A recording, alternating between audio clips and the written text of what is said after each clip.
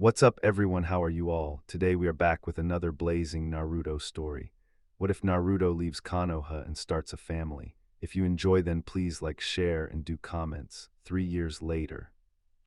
A little boy of only 7 years old with sunny blonde hair, deep cerulean blue eyes, and three strange whisker-like birthmarks on each of his cheeks was running through the darkened forest as fast as he could. Behind him, he could hear the shouts of the villagers fading into the distance as they continued their relentless search for him. It had been happening as long as he could remember. The villagers were always beating him, yelling at him, denying him access into stores and restaurants, or grossly overcharging him if they did let him in, and abusing him in any other ways they could think up. Eventually, he had learned to stay out of their hate-filled sight, only coming out of his small, run-down little apartment when he had no choice. It was the only peace he ever received.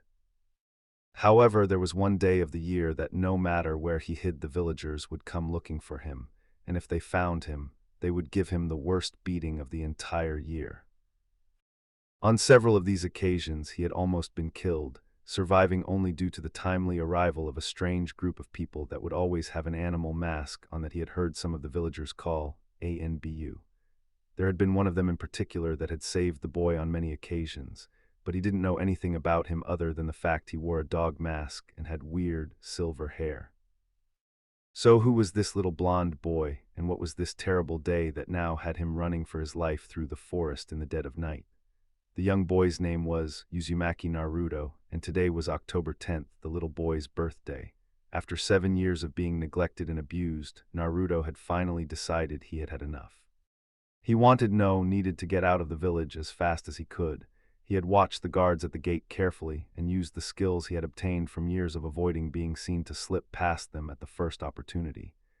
Since none of the villagers had realized his escape, they had continued their search in the village, unaware that their prey was moving further out of their reach with every second.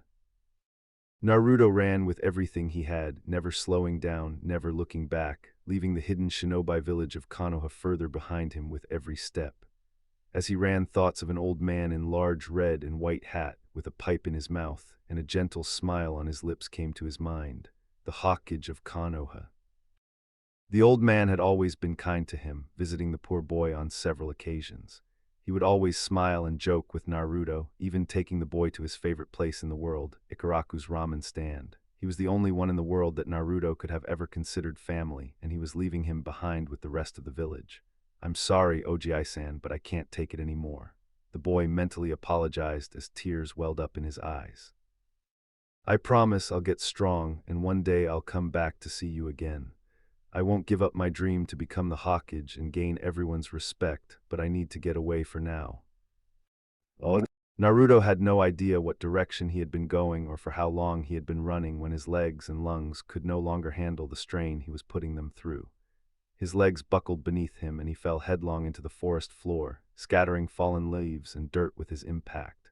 As he lay panting on the ground, he could feel his eyes slowly starting to force their way shut as the exhaustion from his long exertion began taking its toll on him. "I just need to rest for a minute," he said as his eyes closed and he was pulled into a deep slumber, the last thing his tired mind registering being the sound of crunching leaves. The Sandame Hokage, Sarutobi, stood in his office in front of a large window overlooking Konoha. He could see the festival very easily from where he was. He could honestly say that he didn't like it either. The festival was held once a year in commemoration of a great hero of the village. That hero had been the Yandame Hokage, who had died saving the village from a terrible menace known as the Kyuubi. The Kyuubi was a giant nine-tailed fox that wrought destruction and chaos wherever it went. Its tails were said to level mountains and cause tsunamis with a single sweep. It was such a terrible menace that it had become thought of as a natural disaster, something that could only be survived through, never prevented. On this day, October 10th, exactly 7 years ago, the fox had attacked Konoha. Nobody knows its reason for doing so, or if it even had a reason, but the ninja of Konoha had risen up and fought the great beast instead of hiding in fear. The battle had raged for hours on end, and a great many lives were lost until the Yandame gave his life in exchange for sealing the Kyuubi's soul into a newborn baby, thus stopping the fox's reign of fear and destruction. The child that had been forced to carry the heavy burden of being the Kyubai's jailer was none other than Uzumaki Naruto. It had been the Yandame's dying wish that Naruto be seen as a hero for the burden he now bore, but as soon as Sarutobi announced to the villagers what had happened, they started rioting and demanding that the blonde baby be put to death. In the end, Sarutobi had been forced to call in his ANBU to stop the riot and detain some of the more violent villagers. It was then that he passed a law that nobody was to ever speak of that day's events or Naruto's burden to any of the younger generations. Breaking this law would be considered a capital offense punishable by death. It was the old man's hope that by doing so, at the very least Naruto would be able to find a place among the youth of the village and have something of a normal life. Unfortunately, Sarutobi's hopes were dashed as the years passed. The adults of the village scorned and abused Naruto, and that hateful attitude had been passed to their children. Naruto was treated as a plague and made an outcast by everyone, young and old alike. The boy never had a friend and lived alone in a pathetic little apartment that Sarutobi had, through intimidation and more than a few threats, managed to get him after he had been found living on the streets because the orphanage had kicked him out. Now the old man waited impatiently for the ANBU he had dispatched to bring Naruto to the office for protection. He knew that the beatings were the worst on this day. People remembered the pain of losing loved ones in that terrible battle and took their misguided anger out on the innocent boy. Sarutobi had had enough of it, though, and had vowed that day to ensure that Naruto would not have to suffer this year as he had the last 6. It was the least he could do for the poor boy. 2 chakra signatures arrived behind him, and Sarutobi gave a sigh of relief when he recognized them as being the 2 he had sent to retrieve Naruto. He turned around with his kindly smile in place, only to have that smile drop when he saw that the boy was not with the 2 kneeling ANBU. What happened? Where is Naruto? He demanded, afraid that something may have already happened to the boy. We went to his apartment to get him as you ordered, Hokage-sama, but he was not there. The ANBU in front said. He wore a dog mask and had a head of gravity defying silver hair. Sarutobi had assigned this particular ANBU to watch over Naruto on many occasions, since he was one of the few who had no hatred for the boy. However, when we searched his apartment for signs of struggle, we found this on the kitchen table. The silver-haired man held out a dirty piece of paper to the Hokage. Sarutobi instantly recognized the untidy scrawl of Naruto's handwriting, and was certain he already knew what it said even as he began reading. Dear Oji-san, I'm really sorry about this, but I really had to leave. I didn't want to leave you behind since you are the only one who has ever been nice to me, but I promise I'll see you again. I'll get stronger and come back so that I can be the Hokage, just like I told you I would. I hope you aren't mad at me for doing this, but I just had to get away from the village and all the mean looks and beatings. Take care of yourself, Oji-san, and know that you are really the only person I'll miss while I'm gone. Well, maybe I'll miss that dog guy too, but we never talk, so I probably won't miss him that much. Bye, Oji-san. Naruto. P.S. When I come back, will you buy me some ramen? Despite the sadness and worry the old man felt from reading the letter, he couldn't help but chuckle slightly at Naruto's last comment. Trust that boy to think of ramen even as he prepared to leave the village. Sarutobi's thoughts grew more serious then. By all accounts, he should send his ANBU to track the boy down and bring him back to the village as soon as possible, but the more he thought about it, the more like a bad idea it sounded. Naruto had left the village because he could no longer stand the treatment that the villagers put him through, and the old man really couldn't blame him for that. If he were honest with himself, he would have to admit that getting out of the village was probably the best thing for him right now.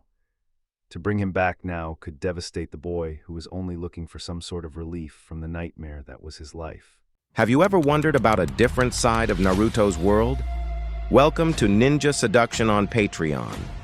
We create mature, thoughtfully written what-if Naruto stories, along with exclusive comics and premium quality audio. Our community is interactive. Members can vote in polls, share ideas, and help guide future stories. If you enjoy creative storytelling and a more grown-up ninja experience, we'd be happy to have you join us on Patreon. The link is provided in the description. Sarutobi knew that he needed to let Naruto have this, but that didn't make him worry any less for the boy's safety. Sarutobi raised his eyes from the letter to the 2 ANBU who were still kneeling in front of him, and an idea quickly formed. "Captain," he said to the dog-masked man. Your subordinate is dismissed, but I would like to discuss something with you before you go. The dog-masked man turned to look at his companion, who nodded and disappeared in a puff of smoke. Looking back at the Hokage, he spoke. What do you need, Hokage-sama? I think you already know what I am going to ask of you, Kakashi. Sarutobi said, getting straight to the point. The man nodded. You want me to find Naruto and make sure he is safe, but not bring him back. Is that right, Hokage-sama? Yes, as much as it pains me to admit, it would be good for Naruto to have his chance to get away from the scorn of the village for a while. However, I cannot let him just go without making sure he is taken care of. That's why your mission will be to find Naruto and follow him until you have determined he will be safe. Is that understood? Hi, Hokage-sama. Kakashi bowed and disappeared in a puff of smoke. With a heavy sigh, Sarutobi turned back to the window he had been staring out before, his eyes looking over the rooftops to the mountains beyond them as if hoping to catch sight of the blonde-haired boy. I have failed you horribly thus far, Naruto. I only hope that this decision will be the right one. Legs. He was warm. That was the first thing that came to Naruto's mind as he slowly came out of his blissful slumber. He had expected to wake up cold and shivering, having fallen asleep on the forest floor, but he was undeniably warm. He also noticed that his head was resting on something soft. How that came to be Naruto had no idea, but he knew there was only one way to find out. Slowly he opened his eyes and found himself on his back, staring at the starry night sky. He couldn't have been asleep that long if it was still night out. Turning his head, he found the source of his comfortable warmth was a happily dancing fire about 2 meters away from him, and a quick look down told him that his head had been resting on his own rolled-up jacket. So, you're finally awake, eh? Naruto jumped at least a foot into the air and clutched his chest before turning to the owner of the voice that had just scared the shit out of him. Walking in from the shadows of the trees was a young man that looked like he couldn't be older than 20, wearing nothing but black. His torso was covered with a black, gi-like top that disappeared into his black shinobi pants and wore a pair of black boots that the legs of his pants were tucked into. Strangely enough, despite the fact it was the middle of the night, he also wore a pair of dark black half-framed sunglasses that completely hid his eyes from view. While looking at his face, Naruto also caught sight of a black-wrapped sword hilt sticking out over the man's right shoulder. Once the stranger got closer, the firelight better revealed his features, and Naruto saw that his arms and the visible portion of his chest had several large scars on them that could only signify a hard, battle-filled life. Of all the things that Naruto could have been impressed with, though, it was the stranger's hair that caught his interest the most. It was short and seemed to defy gravity somewhat, only without the spike appearance Naruto's had, but what made it interesting to the boy was that it was a sort of dark, dirty blonde color that Naruto had never seen. That wasn't to say that he had never met another blonde before, it was just that he had never seen this particular shade. He had seen that one girl playing with her friends at the park. She had a kind of platinum-colored blonde. Then there was that man that Naruto was fairly sure was her father since he always picked her up from the park, but his was just a bit darker shade of blonde. You hungry, kid? The stranger asked as he held up 4 fish that were attached on a line of ninja wire. Naruto didn't get to answer because at that moment his stomach decided to let off a loud growl. Naruto blushed a little in embarrassment when the young man laughed. I guess I'll take that as a yes, but you'll have to wait until they cook first.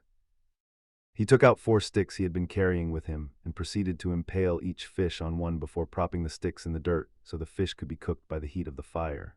So, kid, you want to tell me what you were doing sleeping on the ground in the middle of the forest all alone? The last time I checked, that wasn't the smartest thing for a kid your age to be doing. The stranger asked as he sat cross-legged on the ground behind the fish. Naruto shifted uneasily at the older boy's question and looked down. It wasn't that he didn't trust the stranger, seeing as he had not shown any sort of malice and was already taking care of him. It was just that he didn't want to go back to the village yet, and if he told him, the older male might feel obligated to take him back. Well, I suppose if you don't trust me, you don't have to tell me. I know I'm not the safest-looking person around. The boy said, making Naruto snap his head back up. Naruto was a little surprised to see a good-natured smile on the teen's face instead of the disappointed frown he had been expecting. Shaking his head, Naruto spoke for the first time that evening. It's not that I don't trust you, it's just that I don't want to go back to where I came from yet. If I don't tell you, then you have no reason to take me back. Can't say I don't like the logic, but what makes you so sure I'd try to? The stranger said as he turned the fish to keep them cooking evenly. Taking in Naruto's surprised expression, he simply shrugged. You left for your own reasons, right? I may not know what those reasons are, but I wouldn't take you back to a place that you obviously want to get away from. I took off to challenge the world on myself when I wasn't much older than you, so it'd be kind hypocritical of me to tell you you're wrong in doing it too, don't you think? Naruto wasn't sure if he was more relieved that the older boy wasn't planning to force him to go back, or surprised that he had just said that he also had left his home a long time ago. Why did you leave? Naruto asked. The older boy said with a wag of his finger.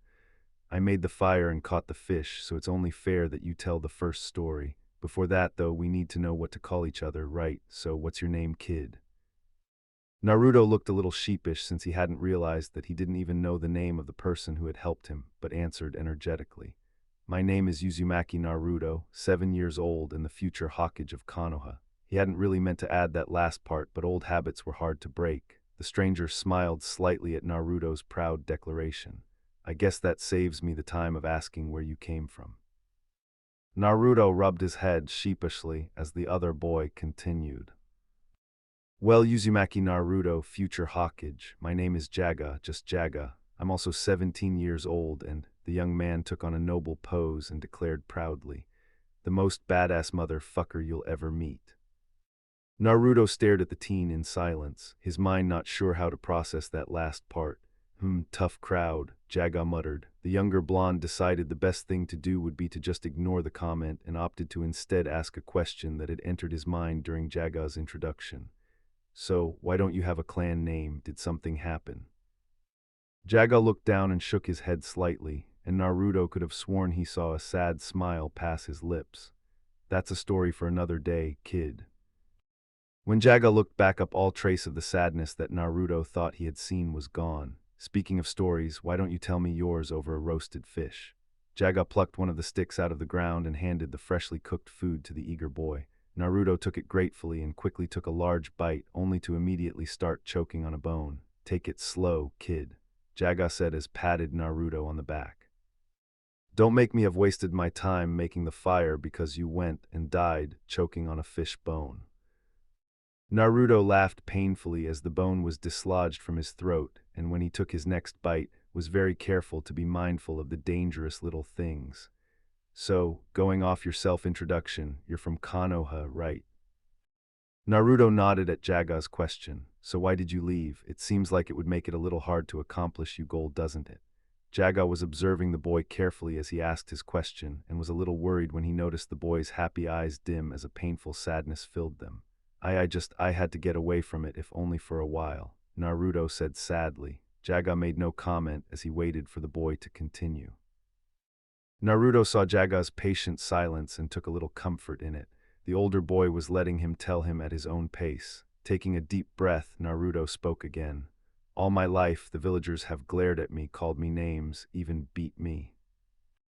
They were always calling me things like monster or freak, and they wouldn't let their kids play with me, so I never had any friends. I wasn't allowed into most stores or food places and would sometimes throw rocks at me or spit on me as I walked by.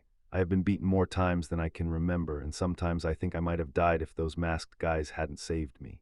As Naruto finished, he hugged himself to his knees and stared into the fire. I just needed to get away, he whispered. I can see why, Jaga said lowly as he too watched the dancing flames. What I don't understand, though, is why you want to be the Hokage of a place like that. If I understand it right, a Kage is supposed to protect the people of his village even if it costs him his life. Why would you want to do that for a village that has caused you so much pain? To show them they were wrong. Naruto's answer compelled Jaga to turn back to the boy, and he was amazed to find a fierce determination shining in his eyes. I'll show them that I'm not worthless, that I'm not some sort of monster. I'll become the strongest in the entire village and make them all respect me. Naruto looked at Jaga with unwavering resolve. After a few moments of staring at each other, Jaga started chuckling softly, earning him a confused stare from Naruto. That's one hell of a goal you got there, kid. What will you do if it doesn't work, though? What if, even after you become the Hokage, they still don't respect you? Will you still be able to protect them? Even though Naruto couldn't see Jaga's eyes, he could almost feel the intensity of his gaze through them.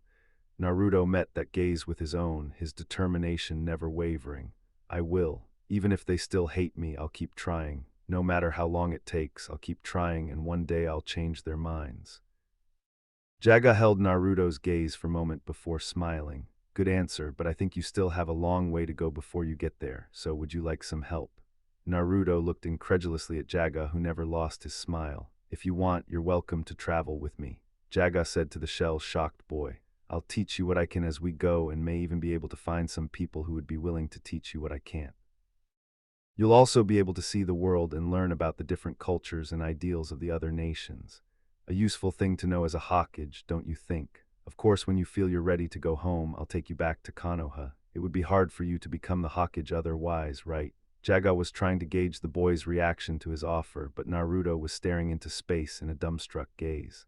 A kid, Naruto. The next thing Jaga knew, he was tackled by a mass of sunny blonde hair that started hugging him tightly and screaming, "Thank you," repeatedly at the top of his lungs.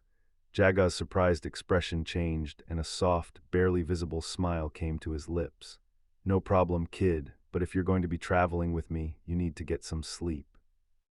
It's really late already and I like to start moving early, so Jaga didn't get to finish as Naruto launched off him and resumed his place that he had woken up in. With one more yell of thanks, he closed his eyes and seemed to be trying to force himself to sleep. Jaga laughed silently to himself at the boy's antics, while at the same time wondering just what he may have gotten himself into. X. The scarred man sat silently as the fire turned to glowing red embers and listened to the rather loud snoring coming from the little blonde boy across from him. For someone who seemed to be bursting with energy as he tackled Jaga, Naruto sure had fallen asleep in record time. Jaga couldn't hold back the low chuckle that came as he decided that his life was probably about to get far more interesting than he had ever thought possible. Jaga's thoughts then darkened as he remembered just what the kid had told him. It had taken all the willpower he had not to show how angry the village's treatment of Naruto had made him. Hell, he had only known him for less than 20 minutes, and he could already tell that the boy was practically the incarnate of kindness. For anyone to be able to willingly harm a boy like him. Jaga shook his head to clear away the path his thoughts were leading him down. He had already promised that he would help the boy achieve his dream. That meant that he would have to one day take him back to the village, no matter how much he felt that a village like that didn't deserve someone like Naruto in it. He decided he would think more on the matter later. Right now he had something to take care of. With another quick examination to make sure Naruto was still asleep, Jaga stood up from his spot on the ground and walked into the darkened forest. Once he was about 100 meters from camp, he spoke to the surrounding trees. You know it's not polite to spy on people, so how about you quit hiding and show yourself? A swirl of leaves erupted about 20 feet in front of him before dying away to reveal a man with gravity-defying hair and wearing a porcelain dog mask. So, you knew I was there all along, huh? Kakashi said in a partially congratulatory tone. Don't sound so impressed. It might be flattering if you had actually been trying to hide, but as it stands it's somewhat insulting. Jaga said and crossed his scarred arms. Sorry about that. I didn't realize you were good at sensing chakra. Kakashi apologized and scratched the back of his head. Why don't you cut the bullshit and tell me why you're here? Jaga said in a no-nonsense tone. I'll warn you now that if you're here to take Naruto back to Konoha, I'll be inclined to stop you.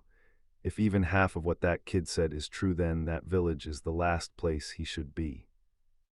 Kakashi raised his hands in a placating manner. I agree, as does the Hokage. Kakashi's statement caused Jaga to raise an eyebrow over his glasses. If that's the case, then why are you here? The Hokage wanted to make sure that Naruto was safe, so he sent me to watch over him and protect him from the shadows until I deemed him such, like someone taking him in, for example. He tilted his head, and Jaga was sure that the man was smiling beneath his dog mask. Well, since you already heard my conversation with the kid, which ended about an hour ago by the way, why are you still here?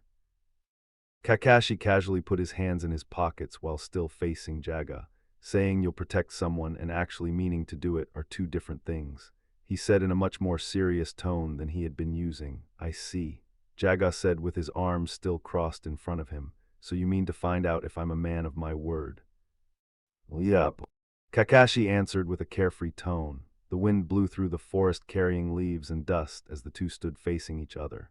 In a flash of movement and ring of steel, the space between the two closed, and Kakashi was a bit surprised to find a 3-foot ninjato at the side of his neck, even as he held a kunai to Jaga's chest.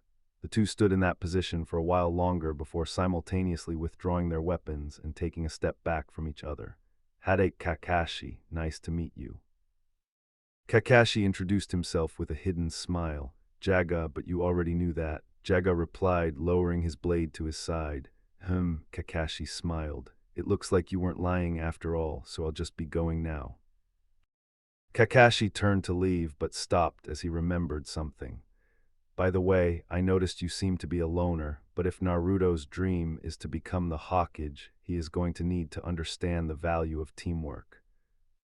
Don't worry about that. I may like to fight alone, but I know that everyone needs help sometimes. Hell, I would probably have been killed already if I didn't. Jaga did his own turn and started walking back to where Naruto was, but stopped and looked over his shoulder after a few steps. You know, I have to wonder what is wrong with your villagers if they can willingly attack someone like Naruto. The boy practically radiates kindness and caring. Would you like to explain why he has been the target of such hate all his life? Unfortunately, I can't. It's an S-class secret punishable by death to reveal it without the Hokage's permission, which I don't have. If you want to know, you will have to ask the Hokage directly. I can tell you that it was in no way Naruto's fault or his choice. I wouldn't have believed you if you had said otherwise. The kid's just too innocent to have willingly done something to make people hate him. Jaga said, his tone firm. Kakashi smiled behind his mask. I'm sure you'll be told all about it once you return to Konoha. Until then, please take care of Naruto. The other man nodded silently, to which Kakashi nodded in response, and leaves began to circle around him. Oh, and when you get back, I'd very much like to spar with you again. His friendly tone was carried on the wind as the man disappeared. Jaga looked at the spot Kakashi had been standing for a moment, and then slowly raised his blade in front of him, where he silently examined it before a small smile came to his lips. Interesting. Sliding his blade back into its sheath, the man turned and walked back toward the fire and his new traveling companion, X. Sarutobi Hiruzen could only stare incredulously at the most skilled jounin under his command as the man finished lazily giving his report. And you just left him, with a man you had only spoken to for 5 minutes. Hi, Hokage-sama, Kakashi said easily.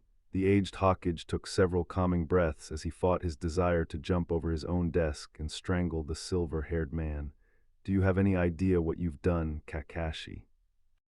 You've left a boy who has the most powerful Biju in existence locked inside him, with a man, another shinobi, whose allegiance and motives you don't even know. What if he turns Naruto against Konoha, or worse, into a living weapon? He won't, Kakashi replied, his voice losing its lazy quality and becoming more serious, almost defiant. Sarutobi locked his eyes with Kakashi's single, visible eye. And how can you be sure? Because our blades crossed. The Hokage was visibly taken aback by the statement. You could read his heart, someone you had only just met. Kakashi shook his head, not fully, no. However, when our blades crossed in that single instant, it was as if I were crossing blades with a best friend. I felt something like a familiarity. I just knew that he wasn't lying, that he was going to protect Naruto. Kakashi paused, his eye going distant. It was as if my soul itself were telling me that he was a person I could trust. Sarutobi was silent for some time, his thoughts wrapping around what he had just been told. Finally, he spoke in a low, serious voice. Do you understand what could happen if you're wrong, Kakashi? The Jounin stared back at his leader, his visible eye glowing with firm conviction. I'm not wrong. Silence once again filled the air, but it did not last long as the Sandaime leaned back in his chair, lowering his head acceptance. Very well, you're dismissed, Kakashi. The silver-haired man saluted silently and vanished in a swirl of leaves. With a sigh, the old man stood, looking out the window and over the lit village. He knew that he shouldn't be allowing this. He knew he should be sending out an ANBU squad to get Naruto away from the unknown man. But he couldn't bring himself to do it. He wanted to believe. No, he He needed to believe in the feeling that Kakashi had experienced. He had to believe that he really was doing the best thing for the boy. He had to believe that this was all being guided by fate. Sarutobi shifted his eyes from the glowing village to the darkened sky above. I hope I'm doing the right thing for you, Naruto. Seriously though, do you really want to go back already? It's only been, 4 years? Why are you so dead set on going back so soon? Jaga asked the young boy next to him. In 4 years not much had changed about Jaga. The dirty blonde still wore all black and the hilt of his sword still stuck out over his right shoulder. With one of his scarred arms, he reached up and adjusted his dark sunglasses to sit more comfortably. I have to graduate from the academy to be a Konoha ninja, Nick-san, so I have to go back now or I won't be able to graduate with kids my own age, Naruto answered. Whereas Jaga had changed very little, the same could not be said about Naruto. The boy's sunny blonde hair was much longer than it had been before, with his bangs falling just over the top of his eyes and the back being pulled into a small ponytail that stopped just above his shoulder blades. He wore a pair of black combat boots, much the same as Jaga's, and a pair of dark blue shinobi pants with a black kunai pouch strapped to his right leg. A plain black t-shirt, underneath a dark blue jacket that was left open in the front and had the sleeves cut off, covered his upper body, and on his hands was a pair of fingerless black gloves with a metal plate on the back of them. However, despite his somewhat badass appearance, his eyes still sparkled with a kindness that few people could possess, and his foxy grin was still as bright as ever between his whisker-marked cheeks. We are talking about the same kids that treated you like dirt when you were there, right? Why would want to graduate with them anyway? Because it would be my first step in proving them all wrong about me. Naruto said seriously. If I can show the kids who picked on me that I'm not the loser they thought I was, then maybe I'll even be able to show the rest of the village that I'm not the monster they say I am. Jaga sighed. They had been having the same conversation for the last 3 days. Jaga had grown extremely fond of the young boy in the years they had been traveling together, even coming to think of him as the little brother he had never had. In fact, during their travels, Naruto had managed to make a great number of friends and acquaintances that Jaga would not have thought possible. The boy just had this aura that seemed to draw people to him like a light in the darkness. That was why Jaga wasn't all that thrilled about taking Naruto back to a place that treated him like some sort of plague. If he hadn't promised the boy that he would take him back when he was ready, Jaga would have knocked him out and took him to Snow Country or something. Any place would be better than Konoha. Alas, Jaga was a man of his word and could do nothing more than try to talk Naruto out of it. Too bad the kid was as stubborn as a mule.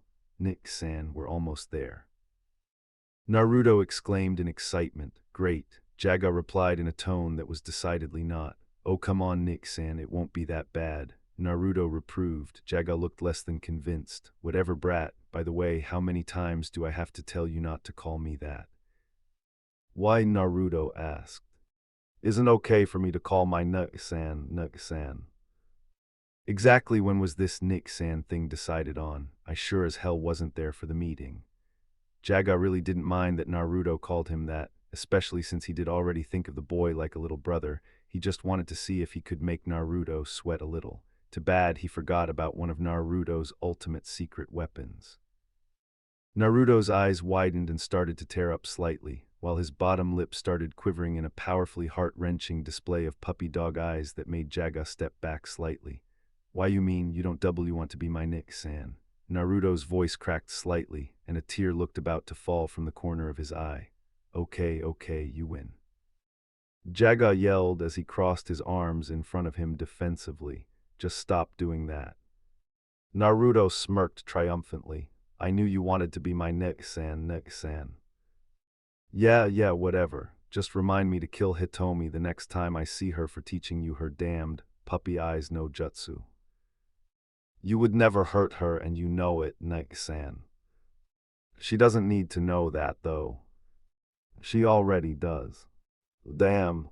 Naruto smiled and looked back up the road. He let out an excited gasp when he realized he could already see the gate guards. We're finally here. Naruto yelled happily. I can't wait to eat Ikaraku's ramen again.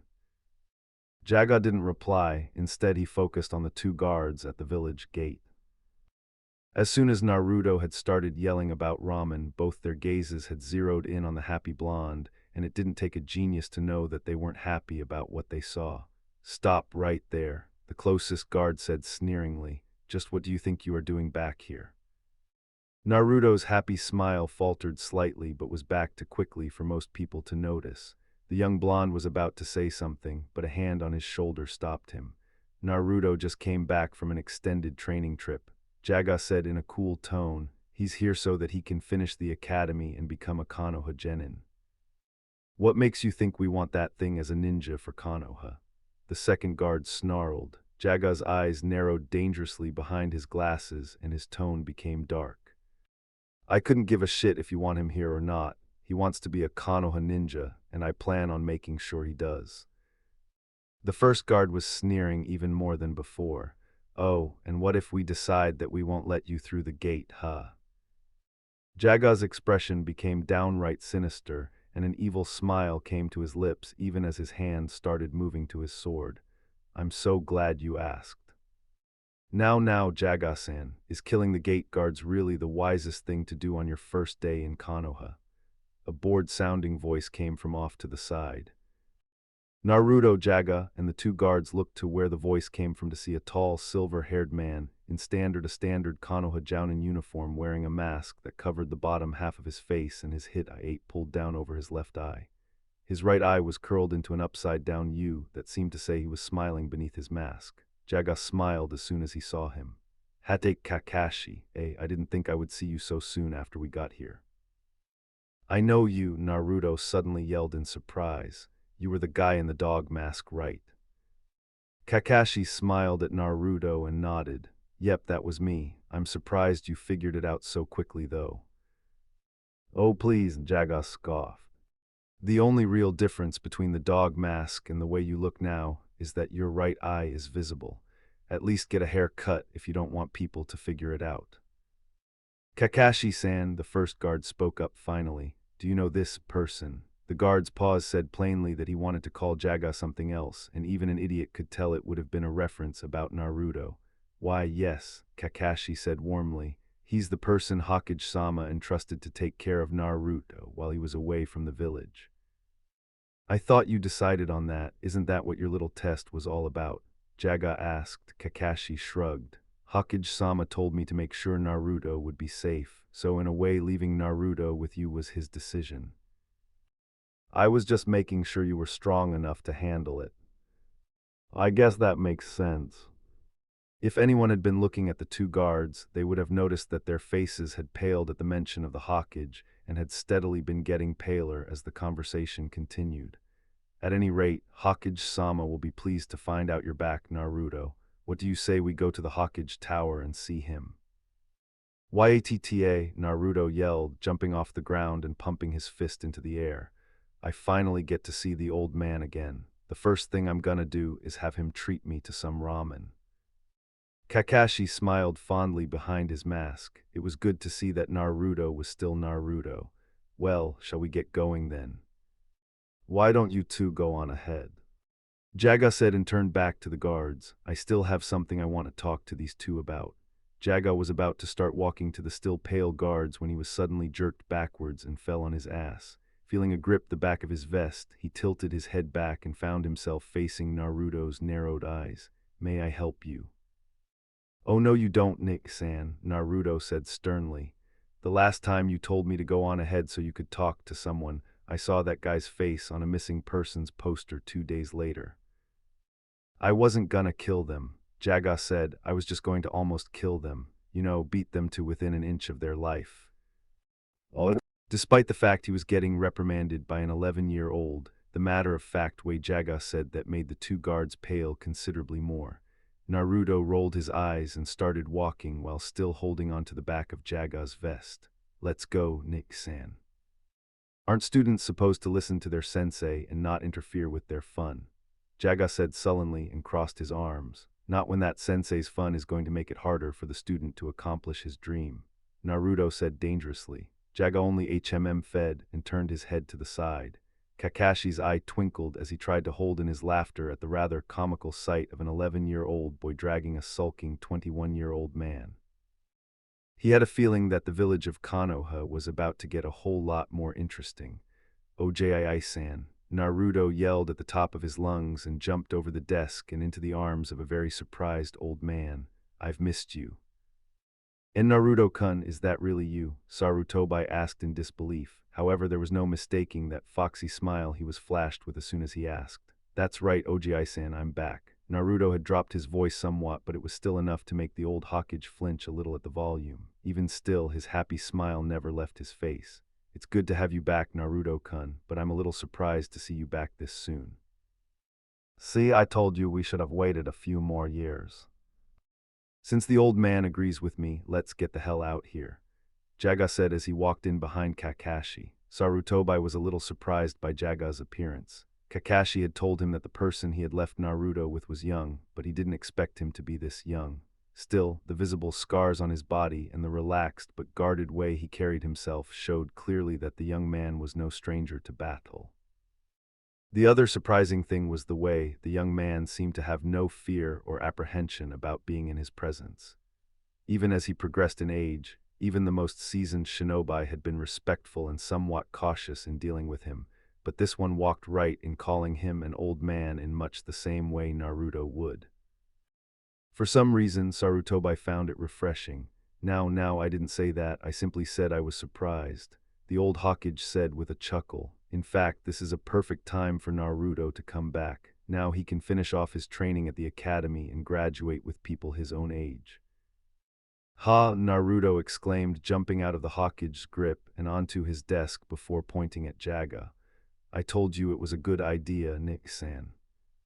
Whatever, brat. More importantly, Jaga focused on the old man sitting behind the desk Naruto was standing on. Are you really the strongest person in this village? You seem like you could drop dead at any moment now. The effect was instantaneous. Kakashi started choking on air. Naruto's eyes widened. The pipe fell out of the old man's mouth, and a loud thud implied that an eavesdropper may have just fainted outside the door. Jaga looked around the room curiously at all of their reactions. What? For a while the room was completely silent, but soon after a low chuckling was heard. Looking to the source, they saw the old Hokage with his head tilted downwards and his shoulders shaking in sync with the chuckling. It didn't take long before the chuckling turned into full-blown laughter, leaving three very confused bystanders. I should have known, the old man said through his laughter, that Naruto would meet someone even more blunt and outspoken than him.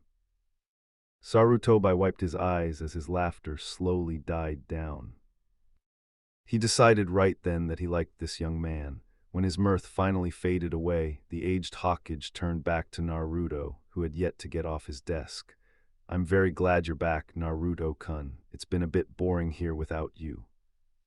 Naruto gave him one of his biggest grins ever. Well, since the two of you arrived so early in the morning, we could most likely get you into school today if that's what you wanted, Naruto. Yatta, let's go now. Naruto yelled and jumped up and down excitedly. His cheering and jumping was cut off by a fist slamming onto the top of his head as Jaga stood over him, standing on the Hokage's desk just like Naruto, with an irritated expression. How many times do I have to tell not to yell all the time? He growled as Naruto rubbed the lump that was forming from the impact. Sarutobi and Kakashi just smiled in amusement. So what am I doing here again? He's the one who wants to go here, not me. Jaga said as he, Naruto, Kakashi, and the Hokage walked through the halls of Konoha's Shinobi Academy. Wouldn't you like to have a better understanding of what sort of environment and curriculum Naruto will be trained in while going to this academy? Sarutobi asked the irritated young man. Not really, no. You know, Nick-san, most other sensei would want to see how their students will be trained when they're not around, Naruto said pointedly. Well, most students aren't as big a pain in the ass as you, Jaga countered with a slight growl in his voice. Would it really kill you to at least try to support me on my decision to finish off the academy? Naruto almost whined.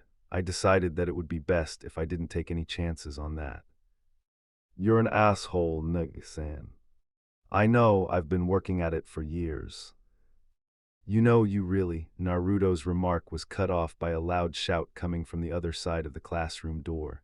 Get away from Sasuke-kun, Ino pig. Why, it's obvious he would rather be with me than someone who could rent themselves out as a walking advertisement, billboard brow. I'm sure he'd like me better than livestock, piggy. I dare you to say that again, forehead girl. The next instant there was a clatter of chairs falling over, followed by shouts of encouragement and people placing bets. Both of you stop fighting this instant, a man yelled with a voice level that only a teacher could reach. It seems we arrived at an interesting time, Sarutobi said with a good-natured chuckle as he opened the classroom door. As the new arrivals walked into the classroom, the first thing they saw was a brown-haired Chunin trying without much success to pry a platinum blonde-haired girl off of a pink-haired one. This place might not be so bad after all, Jaga mused thoughtfully. The sound of the unfamiliar voice somehow managed to cut through the classroom and draw everyone's attention to the two blondes standing in the front of the class. A collective gasp came from the girls of the class when they saw Naruto, many of them with little hearts in their eyes. Why? Naruto asked suspiciously. Because of the fact the students here seem ready to fight at the drop of a hat, or because you were getting off on seeing two girls hanging on each other? Jaga looked highly affronted by Naruto's accusation. The girls in this class are your age, you dumb ass. I'm not a fucking pedophile. Naruto looked skeptical. I don't know, there was that one girl in Kiri. I don't care what that girl said, there's no way she was only 15. Jaga defended fiercely. Besides, that was 3 years ago. Even if she was underage then, she'd be perfectly legal now. Jaga's expression became one of someone who had just had a divine revelation before he snapped his head to Naruto and spoke quickly. I just remembered I have something to do in Kiri. Jaga turned to run out the door when a large object slammed into the back of his knees, dropping him to the floor. Shaking his head and looking over his shoulder, he found that Naruto had full body talked his legs and was now planted firmly on top of them. Hell no, there's no way you're ditching me now just so you can go chase some ass. Naruto growled, what do you care? You wanted to go to the academy anyway, so you don't need me around for a while. Jaga protested. You promised that you would stay with me and keep training me even while I was going to the academy, remember? Naruto grated. Jaga sighed remorsefully. I couldn't have found a puppy and an Inuzuka. I just had to find a prudish little boy who has to be the biggest killjoy on the face of the earth. Get over it. Jaga suddenly pushed up off the ground, picking Naruto up with him. With a sharp twist, Jaga flipped over and sat up in while still in the air at the same time. He pulled his right foot back under him and slammed his palms into Naruto's chest. Naruto was shot backwards and rolled across the floor until he came to an abrupt stop by smashing into the wall. Ow! Naruto groaned and rubbed his head. That was a cheap shot. Jaga was still sitting on his bent right leg with his left leg and both arms still extended in front of him.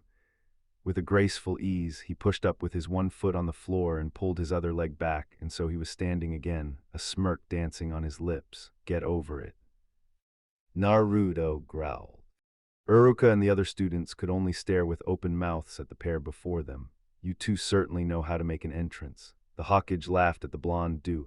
The Hokage's voice served to snap Inuzuka out of his stunned stupor, and he cleared his throat loudly to get the class's attention. Yes, well, it seems we have a new student in our midst today.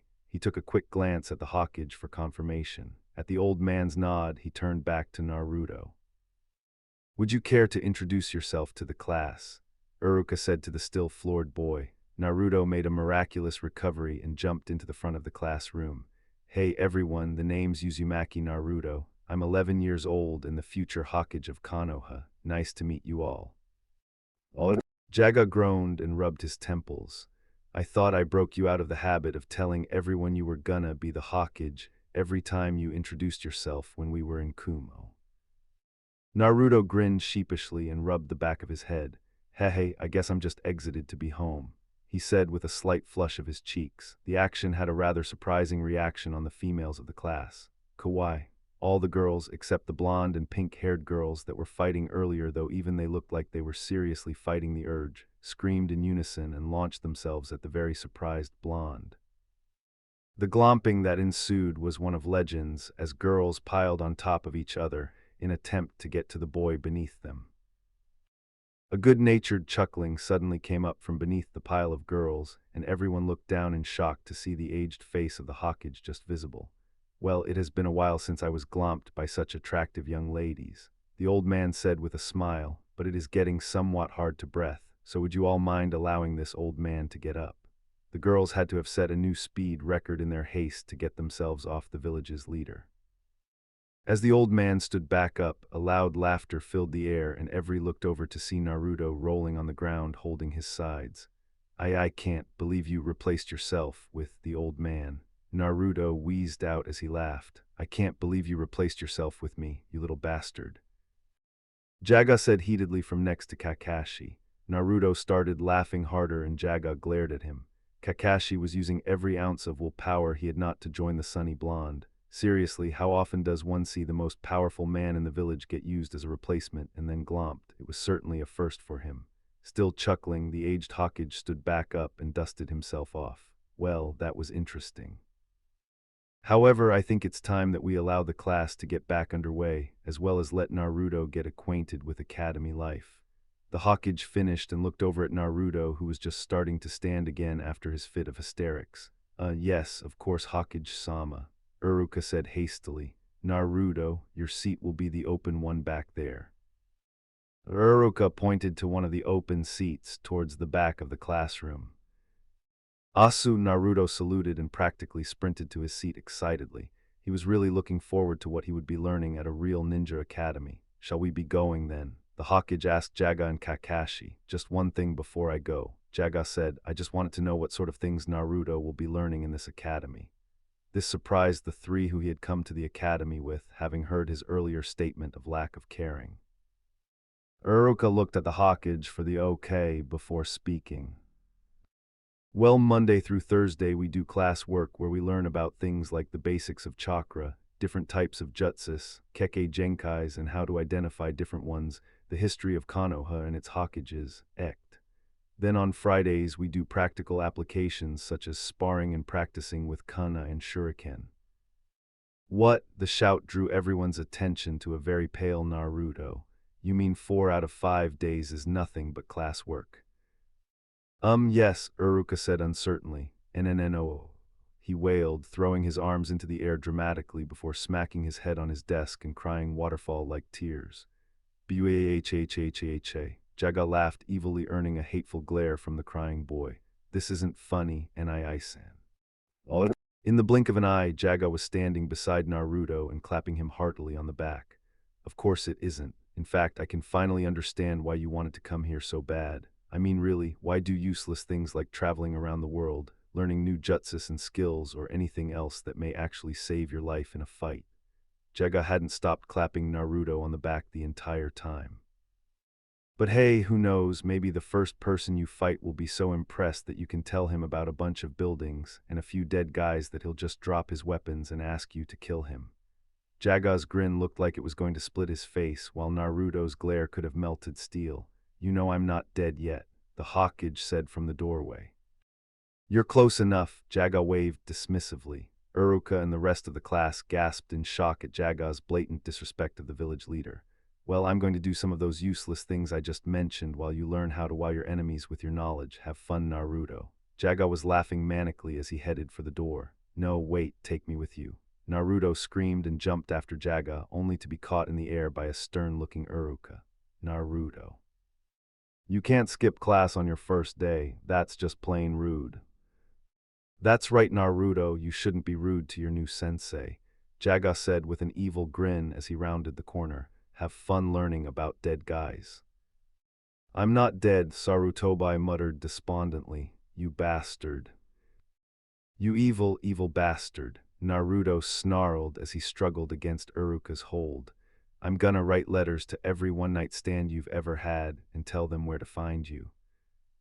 Standing next to Kakashi, the Hokage was chuckling merrily at the antics of the two blondes. It would seem things are going to become quite interesting around here now, don't you think, Kakashi? Kakashi's eye curved in a smile. I thought the same thing myself earlier, Hokage-sama. Let's be on our way then, shall we? The old man said as he turned away, leaving Naruto, who had gone back to crying waterfall tears, to become acquainted with his new classmates.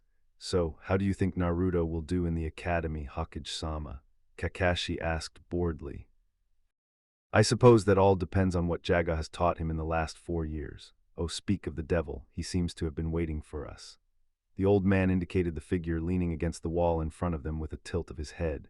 Jaga-san, it's good to see you're still here. I was wondering what you have been teaching Naruto in the last. Sarutobi trailed off when he noticed the atmosphere around Jaga was nothing like the relaxed, playful one that had surrounded him before. The seriousness and the intensity was surprisingly intimidating and fully dispelled any illusions that Jaga was anything less than a hardened shinobi. 4 years ago I asked a question, now I want the answer, he said in a cool tone. The old man sighed. He knew that this was going to happen, but he had hoped that Jaga might wait a couple days before questioning him about why the villagers hated Naruto. Sarutobi had a strong feeling Jaga wouldn't take it too well. Now that it had been brought up, though, there could be no more delay. I understand, the aged Hokage said in a low tone as he walked by, but we will have to go back to my office to discuss it. It is an S-class secret after all. Jaga nodded and fell in next to the Hokage and Kakashi in their return to the tower. Jaga was pissed. No, he was beyond pissed. He was straight up murderous, and everybody in the Hokage tower knew it. The old Hokage was fairly sure that everybody in Konoha probably knew with the amount of killing intent the young man was putting out. Sarutobi even noticed that Kakashi was looking a bit apprehensive at the pure rage radiating from Jaga. He couldn't fault the young man, though. In truth, he had held similar feelings on the subject many times before, but seemed to have much better restraint than the scarred person in front of him. So, Jaga said dangerously, you're telling me that Naruto has been beaten, abused, starved, shunned, and treated like a plague by the people of this village. For being the one that has saved their lives every day for the last 11 years, by being made a sacrifice to contain the Kyuubi. Something he had no say in, considering he was a fucking baby when it happened. Sarutobi almost didn't want to answer out of fear of what Jaga may try to do, but was almost certain that he and Kakashi could restrain the pissed-off young man if they had to. Yes, I'm afraid so. I see. Jaga's killing intent intensified for just a moment before Jaga started taking long, deep breaths, and it slowly began fading away. Once it was completely gone, he made a long sigh. I'll never understand why Naruto wants to protect this village full of idiots, Jaga said while shaking his head in confusion. Sarutobi smiled fondly. That's just the way he is. He was more than a little relieved that Jaga had calmed his rage for Naruto's sake. Kakashi cleared his throat lightly, catching both the Hokage and Jaga's attention. Well, Hokage-sama, since it seems Jaga won't be going on a killing spree, now might be a good time to ask him about what Naruto has learned in the last 4 years. Ah yes, thank you for reminding me of that, Kakashi nodded before turning to Jaga. Would you please tell us just what sort of things you have taught Naruto during his time with you?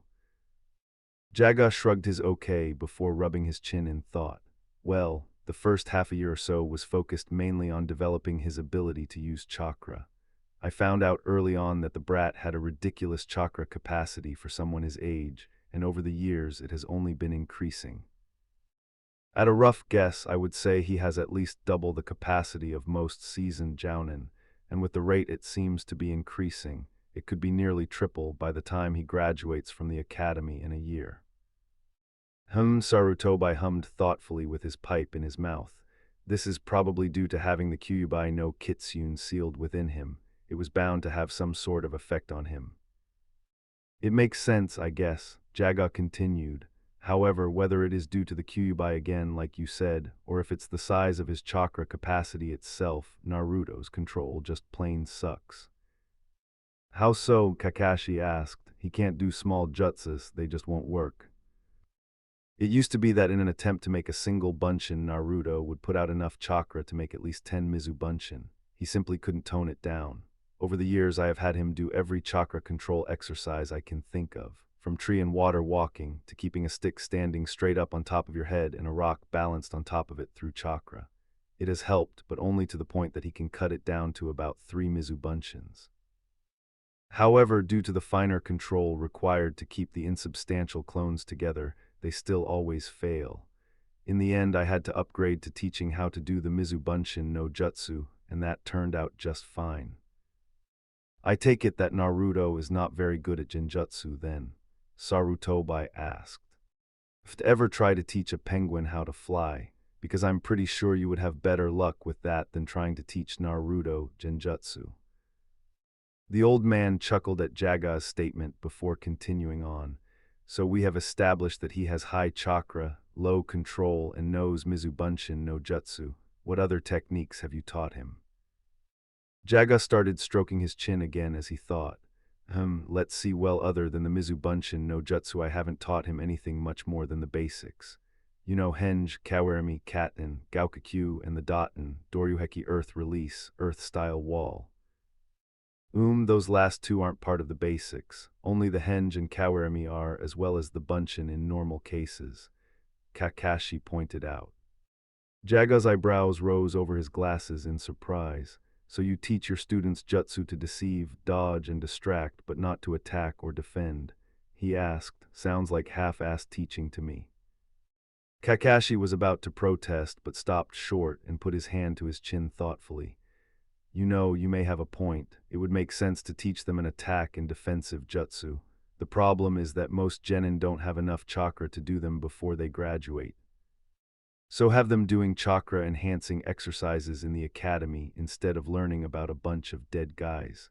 Jaga said as if it was the most obvious thing in the world. I'm not dead, Sarutobi thought mournfully before he cleared his throat. I don't think this is the time to be discussing the flaws we may have in our training system at the academy. Right now, we're talking about what Naruto has learned. Like I said, besides those 5, I haven't really taught him any jutsu. I'm a firm believer in learning through experience, so almost all of our training sessions are sparing and physical conditioning. Because of this, his ability to use surprise, terrain, and strategy in battle is exceptional. He actually has a real knack for it. He surprised me on several occasions with some impressive plan he pulled out of his ass. So if you ever plan to fight him, I would highly recommend that you expect the unexpected. I actually prefer the term look underneath the underneath, Kakashi said with a smile. That's catchy. I may have to adopt that. We are getting off topic again, the Hokage said exasperatedly. So other than those 5 techniques and what he's learned of tactics through sparring, you really haven't taught him all that much then? Not personally, no, but who knows what he may have learned from some of the other people we met on our travels. Jaga shrugged. Sarutobi narrowed his eyes. What do you mean, who knows? You were his sensei, weren't you keeping track of everything he was learning? Nope, both Sarutobi and Kakashi sweat dropped. In fact, I told him straight out not to tell me any techniques he's learned outside of what I've taught him. Why would you do that? Kakashi asked before the old man. Jaga tilted his head at Kakashi in a way that the masked Jounin was almost sure was saying, duh. For this exact reason. I can't tell what I don't know, and everyone knows that surprise is a shinobi's greatest weapon. Just to be on the safe side, I also told him that he wasn't allowed to use any other techniques he's learned against me, or anyone other than the one who taught it to him, in a spar until after he became a genin. I did that for 2 reasons. 1, it keeps his full abilities hidden from the public, and 2, it ensures that he doesn't become so dependent on his large and powerful attacks that he forgets the importance of the basics like so many others do once they learn how to level the land in a single attack. Sarutobi could honestly find no fault in the scarred young man's logic. He was well aware that keeping your true abilities secret until a critical time could be the difference between life and death. He also knew firsthand what could happen to powerful shinobi when they relied too much on powerful attacks. He had defeated more than a few by simply letting them waste their chakra on large flashy moves, while he used simpler jutsus or straight taijutsu to conserve his own. I do understand your motives, Jaga-san. Still, I am somewhat concerned for what Naruto may have learned without your knowledge. Don't worry, I'm pretty sure that none of the people we met would have taught him anything. Jaga trailed off and grimaced a little. Well, I'm pretty sure most of them wouldn't have taught him anything dangerous. Now Sarutobi felt a small amount of annoyance rising. Jaga-san. Oh, don't worry, I'm sure he'll be just fine, Jaga said with a dismissive wave. The old man sighed and covered his eyes with his hand. If Naruto was rowdy and disrespectful before leaving Konoha, it could only have doubled under this particular role model. Sarutobi had a feeling he should start fearing for his sanity in the days to come. Oh yeah, I should probably mention a couple more things, Jaga said, the first being to watch out for Naruto's original technique that he developed. It is by far one of the most devastating things I've ever encountered. I've actually witnessed it lay low at least 30 men at one time before. Oh. Both Sarutobi and Kakashi's eyes widened in disbelief. What sort of technique did he create? The old man asked in a worried voice. I could tell you, but I think it'd be more informative for you to see it firsthand. Jaga said seriously. You may have a point, Sarutobi said thoughtfully. He heard something sounding like a snort and looked up to see Jaga covering his mouth. Excuse me, Jaga said calmly, and Sarutobi nodded. At least the young man was polite enough to cover his sneezes. So, what was the other thing you were going to tell us about? Kakashi asked. Oh yeah, it's probably not a big deal, but I've been honing Naruto's instincts at sensing danger while he's sleeping, and he's gotten pretty good at sensing incoming attacks. Now I just need to teach him proportional force for countering, instead of overdoing it like he does. What do you mean by overdoing it? Sarutobi asked with a small frown. Well, how long had it been since he'd tasted freedom? Months, years, an eternity. He didn't know anymore. He wanted to feel the sun on his skin and the wind in his hair. He wanted to run through the fields and smell the flowers that grew there. He wanted his freedom. Soon, he thought, it was the only thing keeping him alive, the only thing he could hold on to in this miserable hell he had been sentenced to. He saw his jailer stand from his place of watch and look across him, and the others locked inside this hellish prison. It was time. After enduring the torture for so long, he would finally feel his first taste of salvation again. Okay, everyone, it's time for lunch. ATTA, freedom. Naruto yelled in joy from the back of class as tears of happiness coursed down his cheeks. You've only been here for 3 hours. Uruka snapped at the sunny blonde only to find that said person had already made his escape by diving through an open window. In an instant, Uruka was at the same window yelling, "Don't you dare try to ditch." If Naruto heard him, he gave no indication as he rolled around in the grass like a happy puppy. Uruka could only sigh wearily as he watched the boy. He wasn't sure if he was going to be able to handle a full year with him. As he lay in the grass with his eyes closed, enjoying the feel of the sun and wind, Naruto was having much the same thoughts. Only his were about academy life in general. Kyuso, why the hell did I want to go to the academy for a full year? He thought dejectedly. In truth, he already knew why he had believed it would be a great idea. It was because when he thought of a ninja academy, he thought they would focus more on the ninja part and less on the academy part. Just his luck that it would be the complete opposite. The worst part was that if he were to complain to Jaga about it, the scarred man would probably just laugh his ass off the same way he had earlier, and then rub it in Naruto's face that it had been his bright idea to go in the first place. Stupid Nick-san. I'll get him back for ditching me like that if it's the last thing. Suddenly Naruto felt his danger senses going haywire, not the danger sense that comes from being surrounded by enemy forces. No, this was a far more sinister and deadly force than 1,000 cage-level shinobi out for your blood. A terror beyond all imagining. Fangirls. Narutoqn.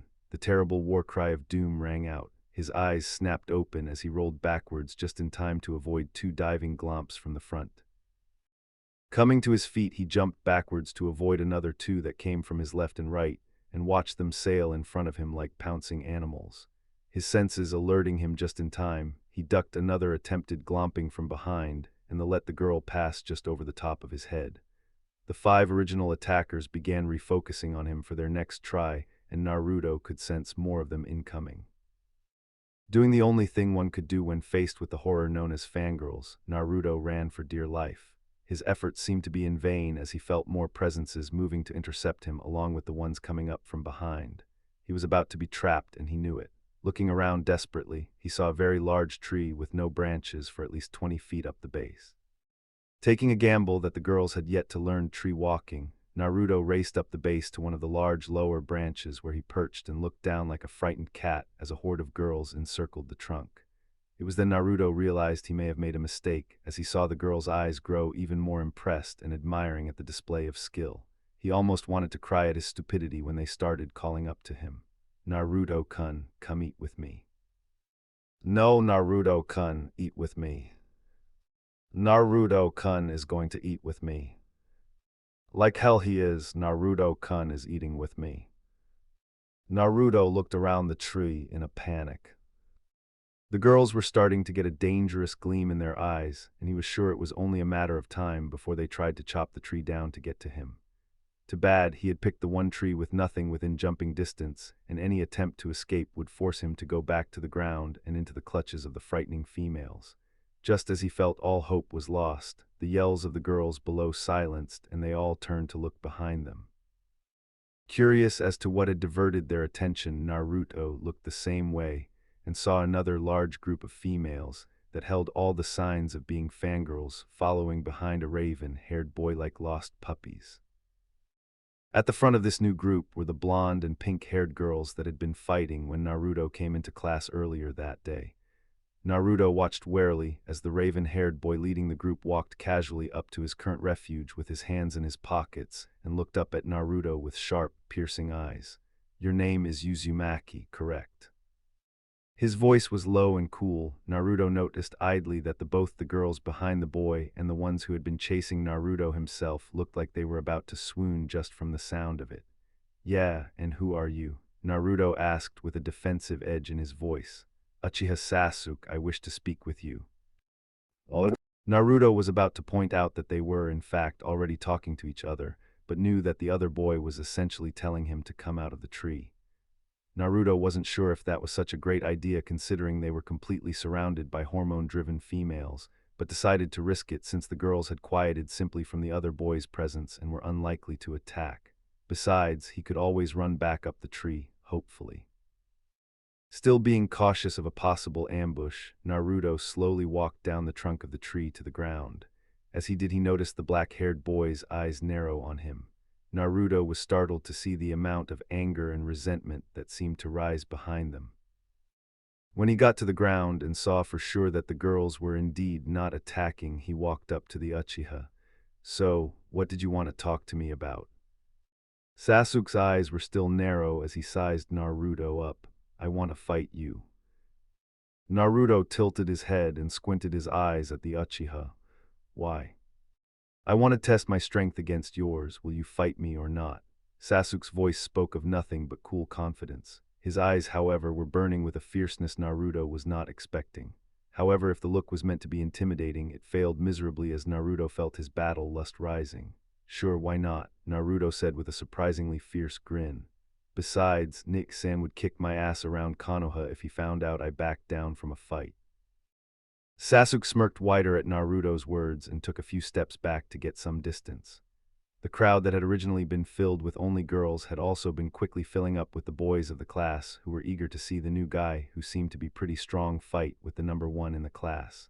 When they heard Naruto's agreement, the crowd backed up considerably to give the two boys a large amount of space to fight on.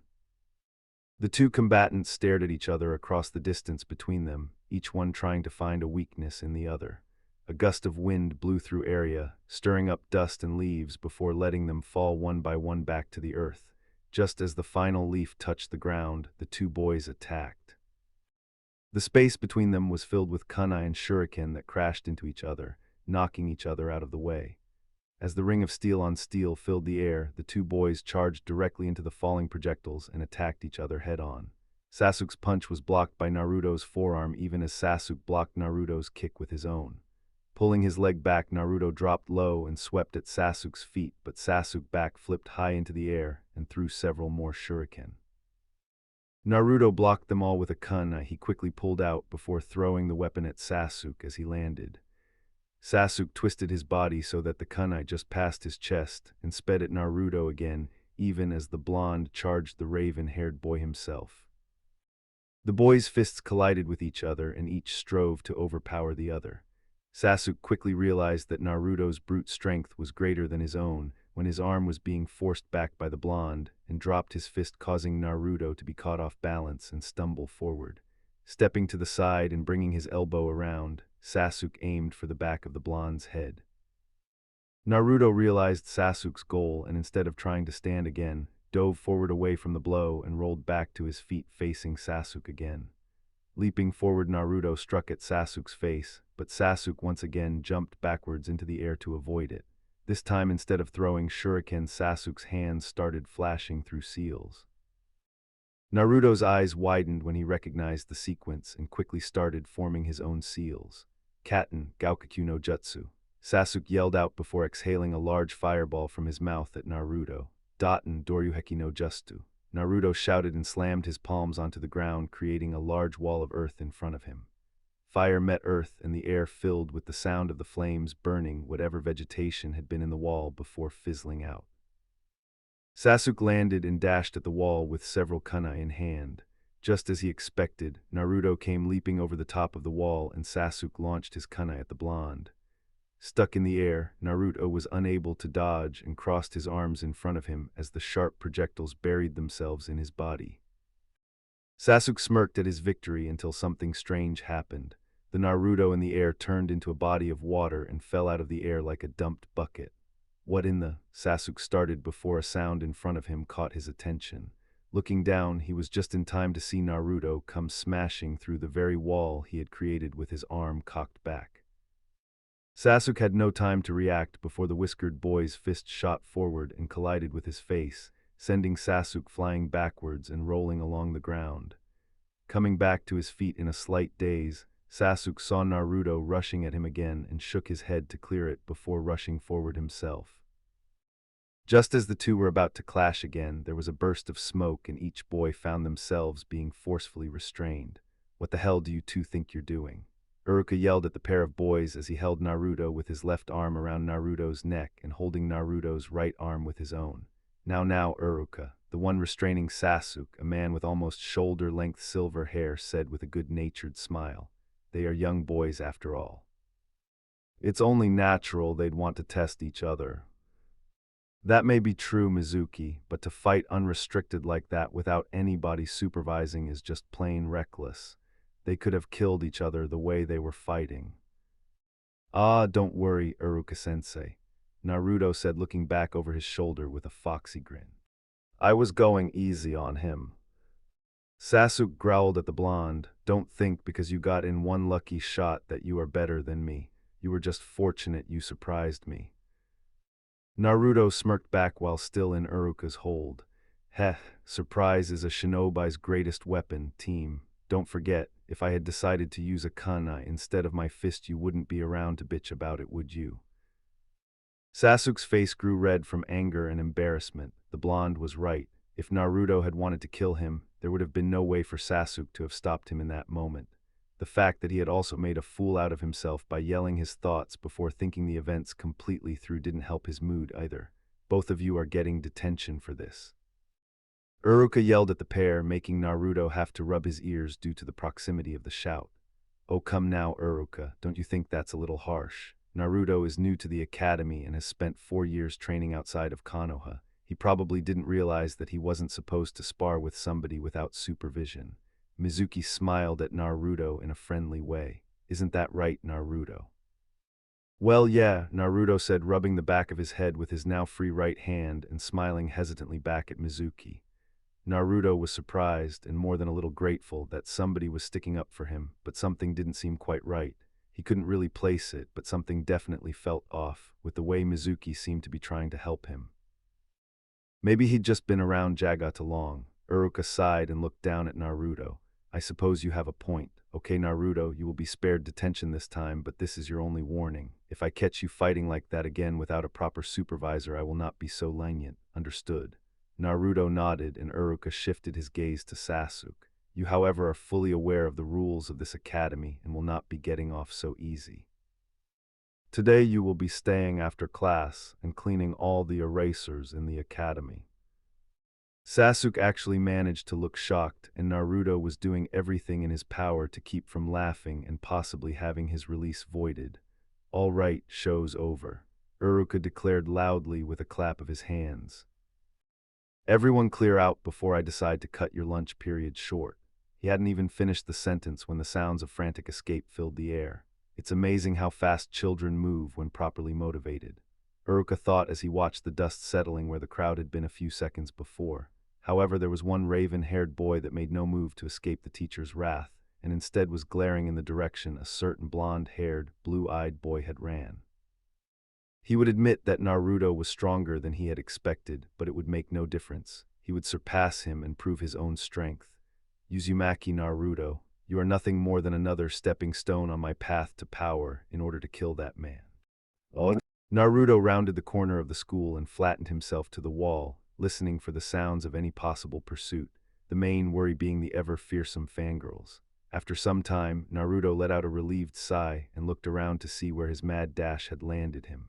He found himself in an open area that, despite the fact it was currently empty, showed signs of being used often.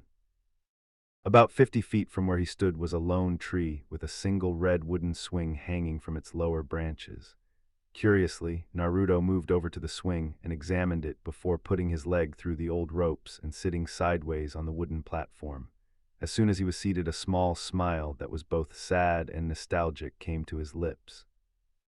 He remembered the times before he left Konoha when he would sit just like he was now on a swing at the park, sadly watching the other children laughing and playing. He had wanted so badly to join them, but every time he tried, the parents of the children would yell at him to stay away from their children, calling him monster and demon, and even throwing rocks or anything else on hand at him. Of course, the children saw this and began following their parents' lead, and soon enough Naruto was effectively and completely ostracized from his young peers. In the 7 years of life he had in Konoha before he left, Naruto had not once had even a single friend. Naruto shook his head to clear his rapidly descending thoughts. It was always the same. No matter how long he had been gone, every time he did something that reminded him of his early life, he would once again feel all the sadness and loneliness that had plagued him before he left Konoha and before he met Jaga. Maybe Nick-san was right, Naruto thought gloomily. Maybe it was too soon to come back. Even after 4 years of being happy and traveling the world, he still couldn't get past the years before them. He was starting to wonder if he ever would. Hey, new kid. Someone yelled, cutting into Naruto's thoughts. Uzumaki. Looking up to where the voice was coming from, Naruto saw a boy with short brown hair wearing with strange slit-like pupils but no irises, and wearing a gray hooded jacket walking towards him and waving his arm and grinning widely, showing slightly elongated canines. Stranger still was that the boy had a little white dog sitting on top of his head, barking happily as well. Naruto got off the swing and somewhat cautiously waited for the other boy to get closer. Normally he wouldn't have been so guarded, but with his memories of life in Konoha before having just come back full force, it was hard not to be a bit wary. His caution turned out to be completely unneeded, though, when the boy walked up beside him and clapped him heartily on the back, surprising the blonde. And that was freaking awesome. The boy laughed. Do you have any idea how long I've been waiting to see somebody show that stuck-up prick that he's not some kind of gift from Kami? The look on his face when you slugged him was freaking priceless. The boy laughed again, accompanied by the happy barks of the dog on his head. Naruto scratched his head in a mixture of confusion and embarrassment, smiling lightly. Well, I'm glad somebody liked it, but somehow I doubt his fangirls are gonna let me off too easy. You gotta be kidding, all his fangirls will probably be yours after today. The boy laughed again. Which means if I start hanging around you, the girls might start coming after me in an attempt to get closer to you. The boy put on a rather lecherous grin for an 11-year-old, earning a loud laugh from Naruto. So you're just planning to use me as a way to pick up girls? I think I'm offended. Naruto said with mock hurt in his voice. The other boy just grinned. Yep, oh, and there's also the fact that I might get to see the team get embarrassed again if I hang around you. The boy held out his hand. The name's Inuzuka. The little guy on my head is Akamaru, and as of today we're your new best friends. Naruto laughed again as he took Kiba's hand, already liking the other boy. Uzumaki Naruto, and I have to say, this isn't exactly how I was expecting to make my first friend here. The two boys shared another laugh as the bell marking the end of lunch rang. Race ya back. Kiba yelled and dashed off in the direction of the classroom. Naruto sprinted after him, sparing just enough time to look back at the lone swing and smile. Maybe coming back was a good idea after all. School is so troublesome. One Nara Shikamaru said with a wide yawn. I don't know about troublesome, but it's boring as hell. Naruto answered with his own yawn. You guys want some food? It will help keep your energy up. A plump boy known as a Kimichi Chauji asked, holding out a bag of potato chips. Both Naruto and Shikamaru declined, but Kiba immediately threw his hand forward. Hell yeah, fill me up. With a kind smile, Chauji poured a fair amount of chips into the Inuzuka's hand before going back to munching on the chips himself. Naruto looked at each of the three boys with something akin to wonder, almost afraid that he would blink and that they would disappear. After Kiba had declared himself Naruto's new friend and raced him back, he had introduced the blonde to the other two, explaining that they knew each other due to numerous detentions together because of their inability to focus in class. Needless to say, Naruto was fitting in perfectly. It was astounding to him. In less than a day, Naruto had made 3 friends. Well, in actuality, they were really only acquaintances right now, but he had a lot of hope for the future. After all, hope for the future was the only thing that had kept him going for most of his life. So, Kiba said, pulling Naruto from his thoughts. You gonna tell us why you gave up a life of freedom and traveling the world to come to our little piece of hell? Yes, Kiba had a rather low opinion of school. Naruto frowned. I was asking myself the same thing earlier. Kiba grinned knowingly. What was it like while you were traveling? Chaoji asked through a mouthful of chips. Naruto's frown gave way to a look of longing. It was great. I got to see so many things, go so many places, meet so many people, and learn a lot. I loved every minute of it. Naruto's look of longing changed into a slight grimace. Well, maybe not every minute. Training under Nick-san can be a little dangerous after all. Kiba's curiosity was instantly roused. What do you mean by dangerous? Naruto's grimace became more pronounced. Let me put it this way. One of the milder things he did was string me upside down from a tree, hand me a kunai to block with, and start throwing shuriken at me. His reasoning, at least what he told me, was that if I could block a projectile while I was upside down with the blood rushing to my head, then blocking them normally should be easy. Personally, I think he just enjoys it torturing people. He can be a little sadistic at times. Shikamaru looked bit unnerved. Your brother sounds like a troublesome person. You're telling me. Hey you four, shut up and pay attention. Uruka yelled from the front of the class. Shikamaru, Chaoji, and Kiba all mumbled but started to obey. Naruto, though, raised his hand with a large, impudent smile spreading over his face. Uruka-sensei, if I don't talk to somebody I'm gonna end up falling asleep again, you know. Uruka's eyes narrowed slightly. He could tell Naruto was just trying to test him, but he also knew that if he didn't do something to stop him, Naruto really would go to sleep. If for no other reason that to alleviate the risk that came from waking the blonde up, Uruka had to prevent that. The question was how. As Uruka pondered, he heard several low feminine giggles and looked up to see several girls looking at Naruto with lust, or whatever it is that 11-year-old girls feel for an equally prepubescent boy, and amusement, and Uruka was struck with a positively brilliant, evil idea. Clearing his throat to get the class's attention, specifically Naruto's, the scarred Chunin gave Naruto a smile that instantly unnerved the whisker-marked boy. You know, I'm glad you brought that up, Naruto. It wouldn't do to have you falling asleep in class and harming your learning experience now, would it? Uruka's grin grew wider. That's why I'm going to be asking the lovely young women in the class to help you stay awake. Naruto paled. What do you mean? Uruka's overly friendly smile turned malicious. Pulling out a sheet of paper, he quickly started writing. Once finished, Uruka pulled out a kunai and sliced the paper up and threw the pieces into a little box he pulled out of a drawer in his desk. Uruka once again looked up to the class. Now girls, I have put each of your names in this box. Since there are 4 seats to a row, I will pull 3 names out of the box each day. For those of you whose names are picked that day, it will be your job to keep our new classmate Naruto from falling asleep. Naruto was suddenly struck by the sensation that he had just been put in the guillotine and the blade was about to fall. He was proven right by Uruka's finish. By any means you deem fit. Naruto stared at the smirking teacher in horror. Why, you can't be serious, he choked out. I'm just doing everything I can to help you, Naruto. We wouldn't want your education to suffer because you couldn't stay awake, now would we? Naruto gaped at the nose-scarred man before slowly looking around the room. All around him the girls were looking at him with an air of eagerness, some with a hungry look in their eyes and some that seemed a little vengeful. Naruto could only assume the latter were some of the more devout Sasuke fans. The sad part was that he was actually hoping for the ones cracking their knuckles to be picked. Well now, let's start today's drawing. Uruka announced grandly and put his hand in the box. Naruto swallowed hard. This was not going to be good. I guess this isn't so bad. Naruto thought as he looked left and right. On his left was the blonde-haired girl who had been fighting when Naruto had first entered the classroom, Yamanaka Ino, if he heard the name right.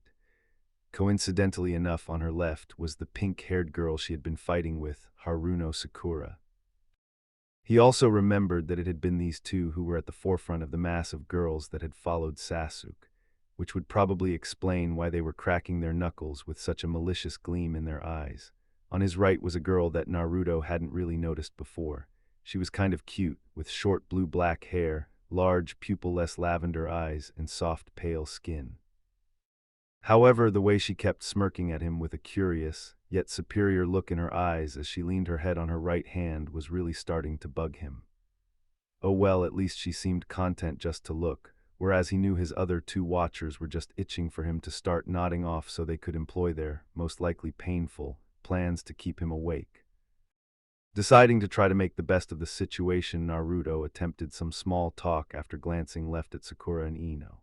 "So I'm guessing you two like the team, huh?" He instantly knew that was the wrong thing to say when he had to duck two swipes to the back of his head. "Don't you dare insult Sasuke-kun." The both growled at him. "I'll take that as a yes," Naruto muttered, glancing warily at the two girls for any signs of further attacks. Oh, they just don't like him, they love him. Hinata finally spoke with a mocking voice. "It's sickening the way they fall all over themselves just to get a passing glance from the Uchiha." "Shut up, Hyuga," Ino snapped at the pale-eyed girl. "Oh, and who's going to make me Yamanaka? You." Hinata's smirk turned dangerous. "You're welcome to try." Ino growled but didn't say anything else, and Hinata smirked a little wider. "All bark and no bite, Yamanaka. I guess it can't be helped. Your skills aren't that much better than Haruno's after all." Both Ino and Sakura glared at the Hyuga girl, who simply smirked back confidently. Between the three girls, Naruto was trying to decide if he should make a run for it to avoid the ensuing cat fight or grab a bag of popcorn and sit back to watch the show.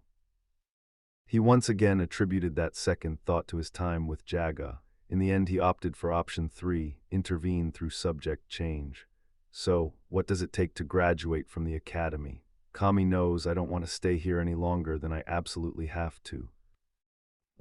With a final glare at Hinata, both Sakura and Ino fed and looked away, ignoring him. "Okay, Hinata-chan, would you tell me?" "Awfully familiar considering this is our first time meeting, don't you think?" Naruto grimaced and tried to apologize but was cut off when Hinata raised her hand in front of her. "But I guess I can forgive you. After all, you did improve my day considerably when you embarrassed the Uchiha." This time Hinata gave Naruto an actual smile instead of a smirk, and Naruto decided that he would probably be able to get along pretty well with this girl. "Why, thank you, Hinata-chan. It's always nice to know that I was able to brighten someone's day." Hinata laughed while Ino and Sakura growled. "So anyway, what does it take to graduate?" Naruto asked again, leaning in a little. Hinata shrugged. "Well, according to Neji-Niasen, the only requirements to passing was that you had to score at least 60% or better on the written exam, show at least average proficiency with Kana and Shuriken, and perform one of the 3 basic jutsus that will be randomly selected on the day of the test." Naruto's eyes widened slightly in surprise. "Really, that's it?" Hinata nodded. "This is gonna be easy then. Well, the written test will be annoying, but I'm pretty sure I can get at least 60% without too much trouble. The rest of it will be a piece of cake, though. This is great." Hinata just laughed again and tilted her head in the direction of the board. "It's nice to see you're so confident, but you might want to start paying more attention in class if you really want to hit the 60% mark." Naruto grinned sheepishly but turned his attention to Uruka with more enthusiasm. "Becoming a genin is going to be a cinch. I can't wait to tell Nick-san," he thought happily before focusing on the lesson. "Why are you following me around again?" Jaga asked in annoyance to the sliver-haired man with his nose in a little orange book as the two of them walked through the streets of Konoha. The man had been following him relentlessly since he left the Hokage tower, and it was starting to annoy him. It didn't help that as they had been walking, Jaga had been noticing some of the curious and even admiring looks he was getting from both civilians and shinobi alike. The reason this bothered him was because he had started wondering how much those looks would change as soon as it got around that he was more or less Naruto's guardian. He didn't tell Kakashi this, but Jaga was hoping that someone would be dumb enough to attack him just so that he could make an example of them. A very painful example. All foreign ninja while within Konoha, outside of the Chunin exams and diplomatic missions, must be escorted by a ninja of equal or greater strength for the duration of their stay. Kakashi stated matter-of-factly without looking away from the book. 1. That's bullshit. 2. I'm not foreign, I'm freelance, there's a difference. Kakashi smiled. Well, you could always take Hokage-sama up on his offer and become a Konoha shinobi. then you wouldn't have me following you around anymore. Why would I want to be tied down to one village? Jaga asked. I enjoy the freedom that comes from being a wandering ninja. You village ninja can't even leave without being labeled a missing nin and having hunter nins sent after you. What in the hell would make you think I want any part of that? I believe you said that to Hokage-sama as well, and if I remember right, he was willing to make a few concessions for you so you would keep a fair deal of your freedom. I still don't like the idea. Besides, why the hell do you want me to sign up anyway? Konoha is supposed to be the strongest of the hidden villages. I'm sure that you have plenty of ninjas stronger than me running around. Not many who can replace themselves with the Hokage after being used as a replacement themselves. Kakashi said pointedly. Jaga just shrugged. So the old man wanted to play with the kids and let me do the replacement. What's the big deal? Kakashi looked up from his book for the first time, his visible eye narrowing slightly. For someone who keeps calling him a half-dead geezer, you are quick to say that Hokage-sama allowed you to replace with him. Just because he looks ready to drop dead any day, doesn't mean I can't recognize his strength. I'm fairly sure that he could hand my ass to me in about a minute flat if we really fought. Then why are you so disrespectful to him if you know he's stronger than you? Kakashi asked pointedly. I've never respected anybody. Jaga smirked. Besides, it's fun. Kakashi's sweat dropped. By the way, Kakashi, why do they have you guarding me? The old guy can't think I'm that big a threat, can he? No, not really. However, it is a rule of the village that you need to be escorted by someone at least as strong as you are, usually judged by rank, and from our encounter 4 years ago, I can vouch that you deserve nothing less than a jounin. Kakashi smiled. Thanks, I guess. Kakashi's smile grew behind his mask. Oh, don't thank me just yet, since Hokage-sama also told me to bug you until you agreed to become a Konoha jounin. Jaga smacked his forehead and Kakashi heard a mumble that sounded like, I knew it. Suo, will you become a jounin? Bite me, Kakashi. Come on, it wouldn't be that bad, would it?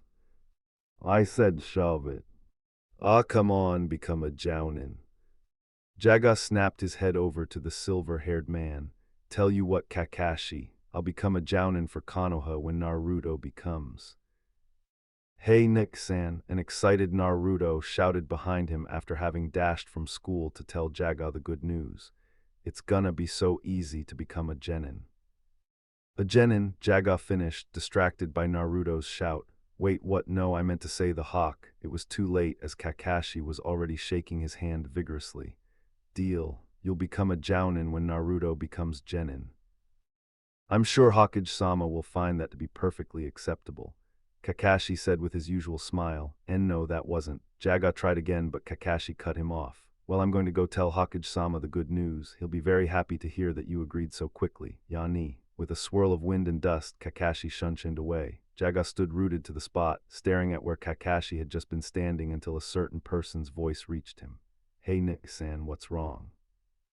Naruto's answer was a huge wave of killing intent that rippled out from the scarred man, focused on Naruto himself.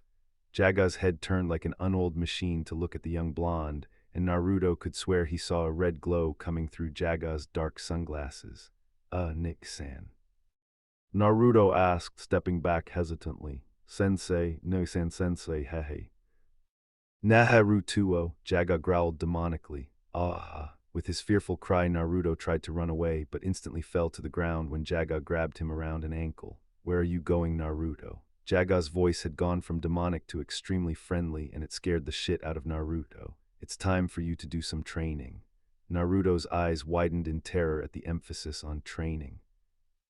For the second time that day, citizens of Konoha were treated to an extremely strange sight as Jaga dragged Naruto through the streets as the boy clawed at the earth in his attempts to escape while screaming like a girl. What did I do? What did I do? Will you please tell me what I did?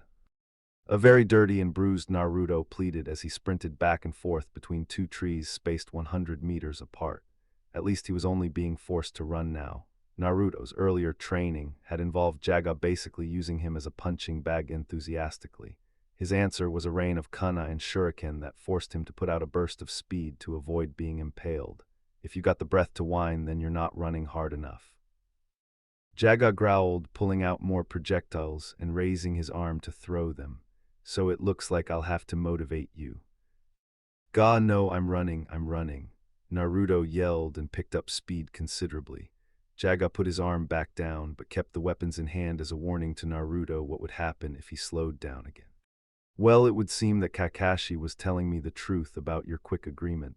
An aged voice said from behind Jaga. Jaga growled, yeah, and I'd like to thank you so much for the unpleasant turn my life is about to take. Oh, come now, Jaga-kun, I'm sure it won't be as bad as you think. Sarutobi said easily as he came up beside Jaga. You might even grow to like it here.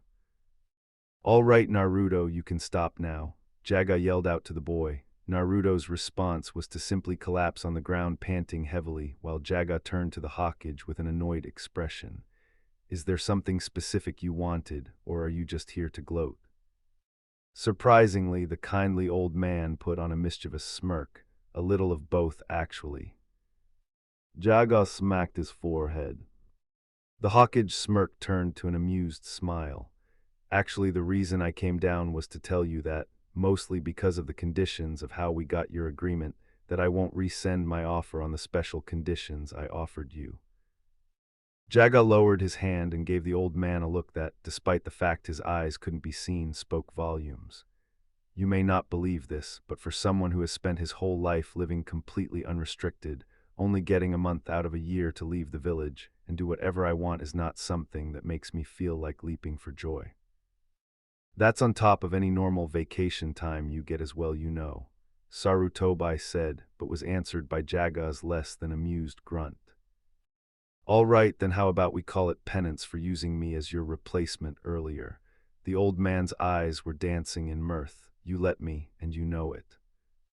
Sarutobi just smiled. The truth was that he had not allowed himself to be used as a replacement any more than Jaga had. He had honestly been surprised. Being able to replace yourself with another human with such speed was impressive, especially since it was much harder than replacing yourself with an inanimate object such as a log. The fact that both of them appeared to have done it instinctively only made it that much more impressive.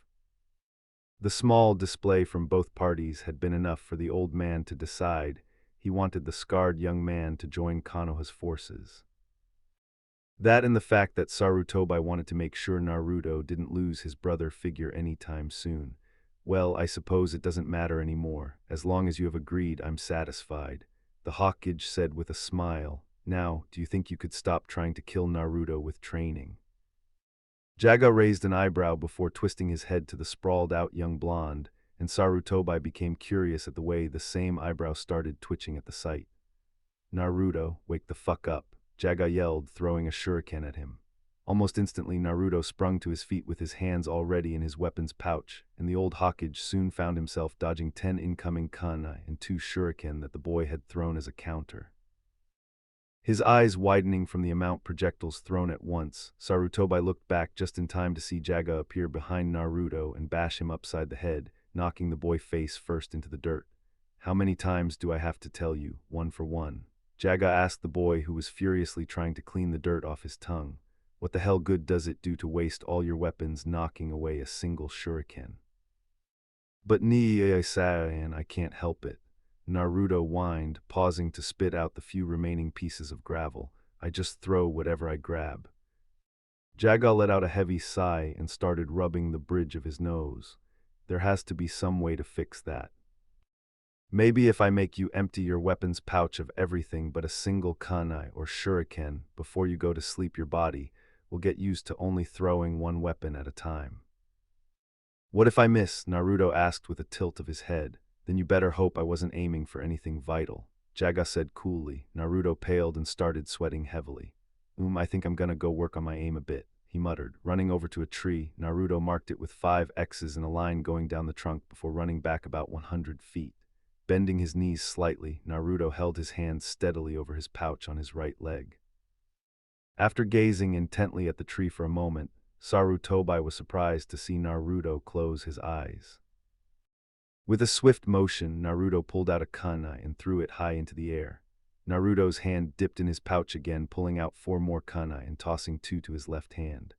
In a smooth flow of motion, Naruto made an overhead throw with his right hand followed by a backward sidearm with his left. Without pause, he followed with an underhand throw from his right again, before reversing his turn to mirror the last throw with his left hand.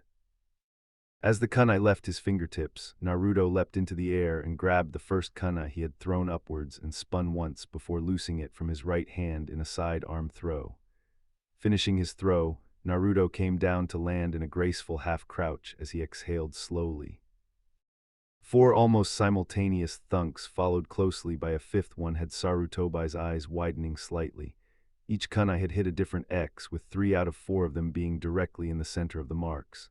"How'd I do, Nick-san?" Naruto asked with a grin as Jaga walked up to examine the tree closer. "Not bad," he said after a quick inspection.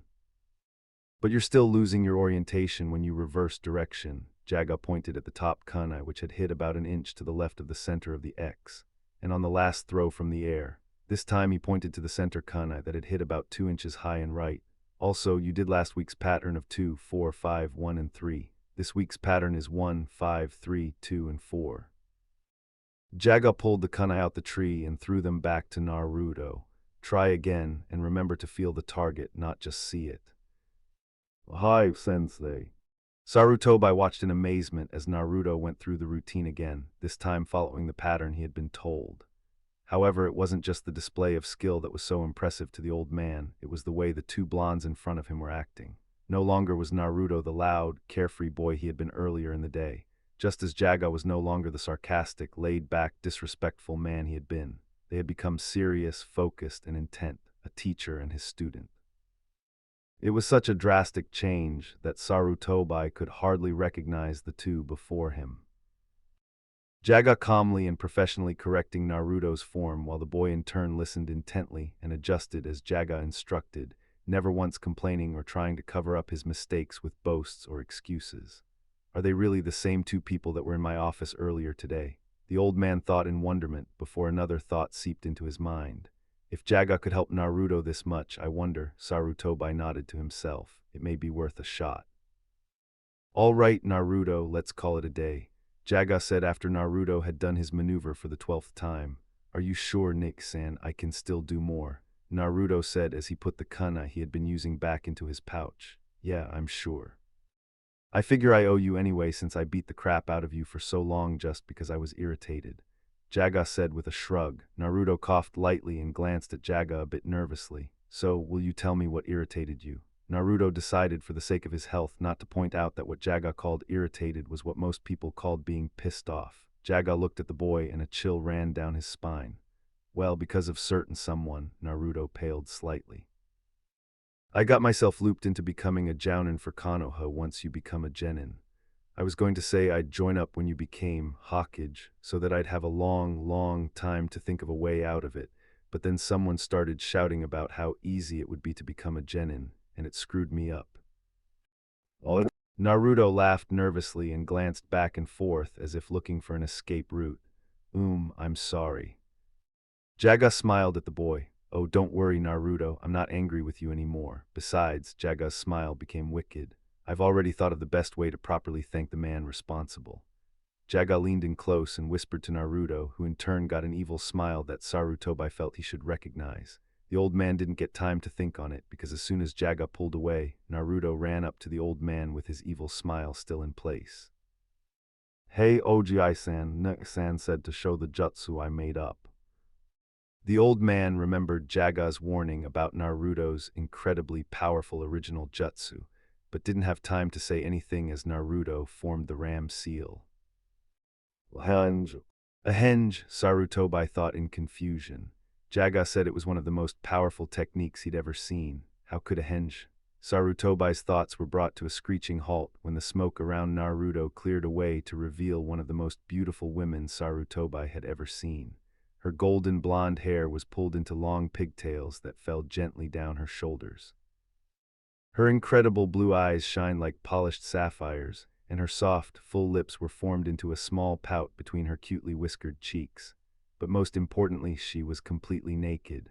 Sarutobi stared for almost a full 3 seconds at the vision in front of him before being blasted backwards by the torrent of blood that erupted from his nose and lay twitching on the ground. Naruto, now back in his normal form, was on the ground as well, unable to breathe due to how hard he was laughing. Jaga walked up and looked down on the twitching form of the village leader with a satisfied smile. That's Naruto's Warok no Jutsu, and as you can see, I wasn't exaggerating about the devastation it can cause. Jaga smirked and kicked some dirt into the puddle of blood from the old man's nose. Well, he may be half dead, but it looks like he's still lively where it counts. Still smirking, Jaga reached into his shuriken pouch and pulled out a disposable camera he had gotten for just such an occasion. A few flashes later, Jaga put the camera back into the pouch while chuckling amusedly. Now we're even. Jaga turned back to Naruto. Okay, you did your parts. So now I'll hold up with my end of the deal. Naruto was back on his feet so fast lightning would have been impressed. Yatta, all I can eat ICHIRAKU ramen. Yeah, Jaga replied as he massaged his ears. Let's just get the emptying of my wallet over with. With Naruto still jumping for joy, the two blondes left the area, leaving the old Hokage twitching on the forest floor. Naruto couldn't help the sense of wonderful nostalgia that came over him as he looked at the small ramen stand in front of him. It felt like a lifetime ago since he had last tasted the wonderful ramen made inside, but now he was back and only a few feet from once again having the best ramen that he had ever tasted. Hey. Jaga's voice pulled Naruto out of his blissful thoughts. Are you just gonna stand there drooling, or do you plan on going inside? I'm coming, Naruto yelled and practically sprinted the remaining 20 feet or so. As soon as Naruto was on his stool, a pretty brunette came out of the back with a pad of paper and a pencil, smiling kindly. Naruto instantly recognized her as the 12-year-old girl named Im that used to talk to him while he ate if she wasn't busy helping her dad in the back. Now at 16, she had become quite an attractive young woman. What can I get you, gentlemen? She asked sweetly. Naruto's trip down memory lane was cut short by the question as his mouth started watering. One of everything and keep em coming. Naruto shouted happily and sat on his favorite old stool. The pencil and pad fell from the girl's hands as she stared at Naruto as if she'd just seen a ghost. For an indefinite amount of time, the small stand was completely silent save the low snickering of Jaga as he watched Naruto's growing nervousness. Are you okay, Im-chan? Naruto asked and the girl's eyes regained their focus. Naruto-kun. The girl screamed before launching herself over the counter to one of the most spectacular glomps ever seen by man. Where have you been? Dad and I were so worried about you. Why did you just disappear like that? Ayami-chan ka-ent bria th, a quickly turning blue Naruto choked out. Off to the side, Jaga was laughing his ass off at the boy's plight. Oh, sorry Naruto-kun, Im said and loosened her hold without fully letting go. I was just so happy to see you again. We've really been worried about you, you know. Naruto smiled apologetically despite his gasping. I'm really sorry, Im-chan, I just had to get away for a while. Don't worry though, I won't be leaving again anytime soon. Im pulled away with a happy smile. I'm glad. A flash of light off to the side drew the reunited friends' attention and they turned their heads just in time to see Jaga stowing his disposable camera. What are you taking a picture for? Naruto asked suspiciously. Jaga shrugged. You never know when it could come in handy. Besides that though, are you two gonna hug all day or can we order now? I'm starting to get hungry here. Oh yes, right away. Im said with a rosy blush as she broke away from Naruto and quickly moved back around the counter. What can I get you? I'll start with one shrimp ramen and go from there, Jaga said easily. I think you already heard what Naruto wanted. With a nod, Im ran into the back of the shop. A few seconds later, there was a surprised "what?" from the back of the room, and soon after an elderly man walked through the doorway. As soon as the old man saw Naruto, his eyes lit up. Well, I'll be, it really is you. How have you been, boy? It's been far too quiet around here without you. You had us worried when you disappeared without telling us like that. The old man reached over the counter and ruffled the boy's hair affectionately. Naruto smiled at the old man. Sorry, Jig-san, I won't do it again, I promise. The kind old man smiled wider. Good to hear. How about in celebration of your return, I give you the first 5 bowls free? You're the best, Jig-san, Naruto exclaimed happily. Jaga just shook his head, only because he knows giving Naruto 5 bowls free is like giving a normal person 10% discount on one bowl. With another happy smile, the old man followed his daughter to the back to make the orders. Jaga turned to Naruto with a small frown. You know, I think I should be offended that I wasn't even noticed. Where's the customer service card? I'm gonna complain. Ha ha, Naruto said sarcastically. You're just upset that I Am-chan was so happy to see me that she didn't pay any attention to you. Oh. Jaga's frown turned into a smirk. Funny you should mention her. You seemed to be pretty happy while she was hugging you. Could it be that little Naru-kun has a crush on an older girl? Naruto blushed a deep red. I do not have a crush on Iam-chan, she's just a friend.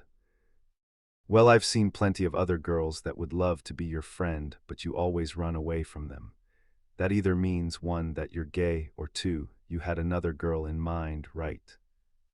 Naruto growled, fangirls are not normal girls and you know it. Naruto's angry look became smug. Or have you forgotten about your fangirls in Kiri? Jaga shuddered violently. Point taken, you win this one. Naruto smiled smugly but let the issue drop. He didn't want to think about fangirls anymore. It might make him lose his appetite. For a time, the two of them just sat quietly as the sounds of cooking filled the air until Jaga decided to break the silence. So how was your first day at the academy? Well, minus the fact I know you must have hated sitting on your ass all day. Naruto shuddered almost as much as Jaga had. Yeah, that part wasn't fun in the least. Naruto's face lit up with a grin, but I did make a few friends and embarrass that Uchiha team, so overall I'd say that it was worth coming back.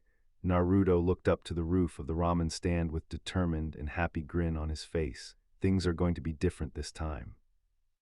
Jaga smiled lightly at the boy's happy expression before his eyebrows rose questioningly. Uchiha team. Naruto nodded vigorously. Yeah, he challenged me to a fight and I totally yatta ramen. Naruto yelled happily as Iam set a bowl of the steaming miso ramen in front of the whiskered blonde. Naruto immediately grabbed his chopsticks and broke them apart. Itadakimasu, he yelled before shoveling noodles into his mouth at a ferocious rate. The only thing Naruto likes better than boasting is eating ramen. Jaga thought with a shake of his head before looking up to Iam as she set his shrimp ramen in front of him. I hope you have a few bowls already on backup. He goes through those things fast, you know. The girl nodded with a small blush on her cheeks. Don't worry, we know all about how much he can eat. Excuse me. Turning quickly, the girl darted back through the door to the back, rushing past her father just as he was coming out. He smiled at her fondly before walking over to lean on one elbow in front of Jaga. Hey, it seems my daughter is quite taken with you. Jaga just swallowed the noodles in his mouth before looking up to the old man with a smirk. It's the sunglasses, Chicks did the mysterious look. Seeing the old man's slight frown, Jaga's smirk changed to a reassuring smile. Don't worry, she's safe from me. I may sleep around, but I don't touch innocent girls like her. It feels kinda wrong. You're a player, the old man asked with an eyebrow raised. More like non-committal. Jaga answered easily. So I only ever hook up with women who have the same mindset. Oh. The old man nodded, at least you're honest. The old man looked away long enough to hand Naruto another bowl of ramen just before the boy could yell for more. With a happy cry, Naruto proceeded to dig in again. Turning back to Jaga, the old man smiled widely. There are some things that are impossible to forget, he explained, I'll bet. Jaga said dryly before taking another bite of noodles. You know, this stuff is really good, he added thoughtfully. Thank you. The old man smiled kindly again, and Jaga started to wonder if the man even had an aggressive bone in his body. My name is Tuchai, the man said, extending his hand. Jaga examined it curiously for a moment before taking it in his own. Jaga. Nice to meet you, Jaga. Same to you. Old man, another bowl. Naruto yelled happily. Still smiling, Tuchai pulled up another pre-prepared bowl. Jaga watched the old man hand Naruto his next bowl as he asked the boy how he had been for the last few years. Naruto, of course, started to animatedly tell the kind old man everything he could think of, even through a mouthful of noodles. Iam soon came out of the back as well and holding 3 more bowls of ramen. Her face flushed slightly when she looked over at Jaga again. but soon enough was chatting happily with Naruto alongside her father. Jaga smiled slightly at the sight. It was nice to see that Naruto had at least had a few people in the village that hadn't hated him. It was starting to make sense to the scarred young man was starting to see why Naruto wanted to come back so badly. Sometimes it was worth putting up with the hatred of 100 people just to feel the kindness of one. It was about then that Tucha raised his head to look at something outside of the stand, and his eyes widened fearfully before glancing back down worriedly at the happy blonde boy. Catching the motion, I am too looked up and her own eyes widened as well. Jaga didn't need to look to know what they had seen, and from the expression on Naruto's face, neither did he. Without a word, Jaga reached out and rubbed the top of the boy's head comfortingly. Starting in surprise, Naruto looked at Jaga. "Don't worry, Naruto. Like you said before, things are gonna be different this time." Jaga's mouth formed a confident and reassuring smirk as he ruffled the boy's hair. "Because this time I'm here." Naruto felt tears well up in his eyes as he looked at the man that had become like his brother over the last 4 years. Closing his eyes and wiping them furiously, he nodded his understanding, still not able to look at the man because of all the emotion welling inside him. Jaga smiled fondly at the young boy as he gently ruffled his hair one more time before standing up from the stool and facing the oncoming mob. Such power. The old Hokage muttered, now sitting behind his desk after waking up from his fainting due to blood loss. How could such a young boy come up with such a devastating technique? It was unfair. Now I remember that smile. Sarutobi chastised himself. That was Naruto's prank smile. Seeing that has never been a good sign. The old man's voice hardened slightly. And why do I suddenly know that the snort Jaga let out earlier was not a sneeze? Sarutobi's face shifted again to take on a surprisingly malicious smile. Having Naruto use such a technique on me was rather low, Jaga-kun. However, I have already thought of a suitable vengeance. You will rue the day you tangled with the one known as the god of shinobi. Sarutobi chuckled darkly as his plans for retribution played through his mind. Should I come back later, Hokage-sama?" A lazy voice said from in front of him. The old man snapped his eyes up to see Kakashi standing in the middle of the room, his visible eye watching him warily. Kakashi-kun, what are you doing here?" "You asked me to come," the silver-haired jounin stated bluntly, still watching him carefully. Sarutobi was seriously fighting the urge to slap himself right now. "Oh yes, well thank you for coming, please have a seat." He indicated one of the chairs in front of his desk. "Thank you, Hokage-sama, but I think I'd prefer to stand," Kakashi said politely even as his mind finished his thought, "just in case I have to run away from the crazy old man." Sarutobi nodded, his years of experience being the only thing keeping him from blushing at being caught acting like a vengeful 10-year-old. "Very well, do you know why I called you here?" At Kakashi's negative shake of his head, Sarutobi lifted his pipe to his mouth. "The truth is that I would like your opinion on a few matters." Oh. Kakashi tilted his head curiously. "What matters are those, Hokage-sama?" "For starters, I would like to know how strong you think Jaga-kun is." Kakashi paused, putting his hand in his chin thoughtfully and looking at the ceiling. I can't say for sure, having only had a brief exchange with him 4 years ago, but if he's stronger now than he was then, I have no doubt that I would lose if I didn't use the Sharingan." The sure way Kakashi answered made Sarutobi's eyes widen. "And if you did use it?" Kakashi stayed silent for a while, staring at the ceiling. When he finally looked down, his eye was curved into a relaxed smile.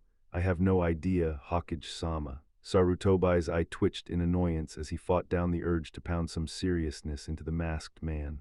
"I see," the old man said as he took a calming puff on his pipe. "Do you feel I was wrong in my decision to allow him unescorted movement based on only his word that he would become a jounin of Konoha? Should I have waited until the day he actually wore the Konoha hit I ate?" The old man dropped his pipe and looked at Kakashi expectantly. "With all due respect, Hokage-sama, why are you asking me about this?" Kakashi stated. "Wouldn't it be better for you to consult with your advisors in this situation?" "No, it wouldn't," Sarutobi answered, causing Kakashi's head to tilt in confusion. "They would only look at things in the sense of he's a wandering nin and demand his actions be restricted. I also feel that despite how much it pains me to admit, they may be biased due to the fact he has been training Naruto. That's why I want the opinion of someone who has talked with him and spent a bit of time with him and who holds no grudge against Naruto."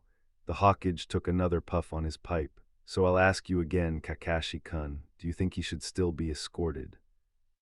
Kakashi nodded his acceptance of the old man's answer and frowned lightly behind his mask as he thought. I don't know about being escorted, Hokage-sama, but I do think you should have ANBU following him. Sarutobi raised his eyebrows curiously, but Kakashi held up a hand. Let me finish, sir. He needs ANBU following him, and so does Naruto. Not because of anything they might do, but because of what others might try to do. I don't think I need to remind you of how happy the villagers and a large amount of the shinobi were to hear that Naruto had left the village. They won't take the news that he's back well. Kakashi looked directly into the old Hokage's eyes, and if there's one thing I do know, it's that Jaga will not allow Naruto to be mistreated. The Hokage narrowed his eyes. How far would he go? Kakashi smiled. Well, let's just say that it is a very good thing I happened to be walking by the gate today, or we'd be short 2 gate guards. Sarutobi rubbed the bridge of his nose. Wonderful. Kakashi's smile faded slightly. Don't worry, Hokage-sama, I've already asked some old ANBU friends of mine to keep an eye on the 2 of them, so it should be. The sound of rushing wind marked someone's arrival through Shunshin, and both the aged Hokage and the silver-haired Jounin looked over to see a man in dark ANBU clothing and a wolf mask kneeling off to the side. Hokage-sama, Kakashi-san, we have a situation. What is it? Sarutobi asked crisply. There is a large group of villagers moving to Naruto-san and Jaga-san's location. I have my men ready to step in if they show signs of violence, but it may require Hokage-sama's intervention to keep the peace. The old man instantly stood up from behind his desk, complete seriousness in his eyes.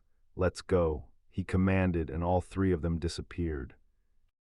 When Sarutobi arrived, he had expected to see a large crowd of angry villagers, possibly being blocked off by ANBU, standing in front of the small ramen stand and screaming for blood while Jaga stood protectively in front of Naruto.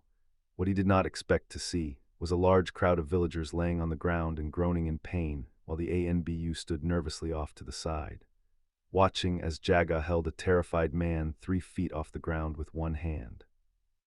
This is the only warning you all get, Sarutobi heard Jaga growl to the man. If anyone tries to harm Naruto in any way, they probably won't live to regret the mistake. Do I make myself clear? The frightened man, who now had a wet trail running down his pants, nodded vigorously. With a grunt of acceptance, Jaga dropped the man, watching as his knees buckled beneath him. I suggest you and your friends spread the word fast. You wouldn't want to be responsible for the deaths of unwarned people now, would you? The man shook his head so hard it looked like it was about to fly off his shoulders. Good, now get the hell out of my sight.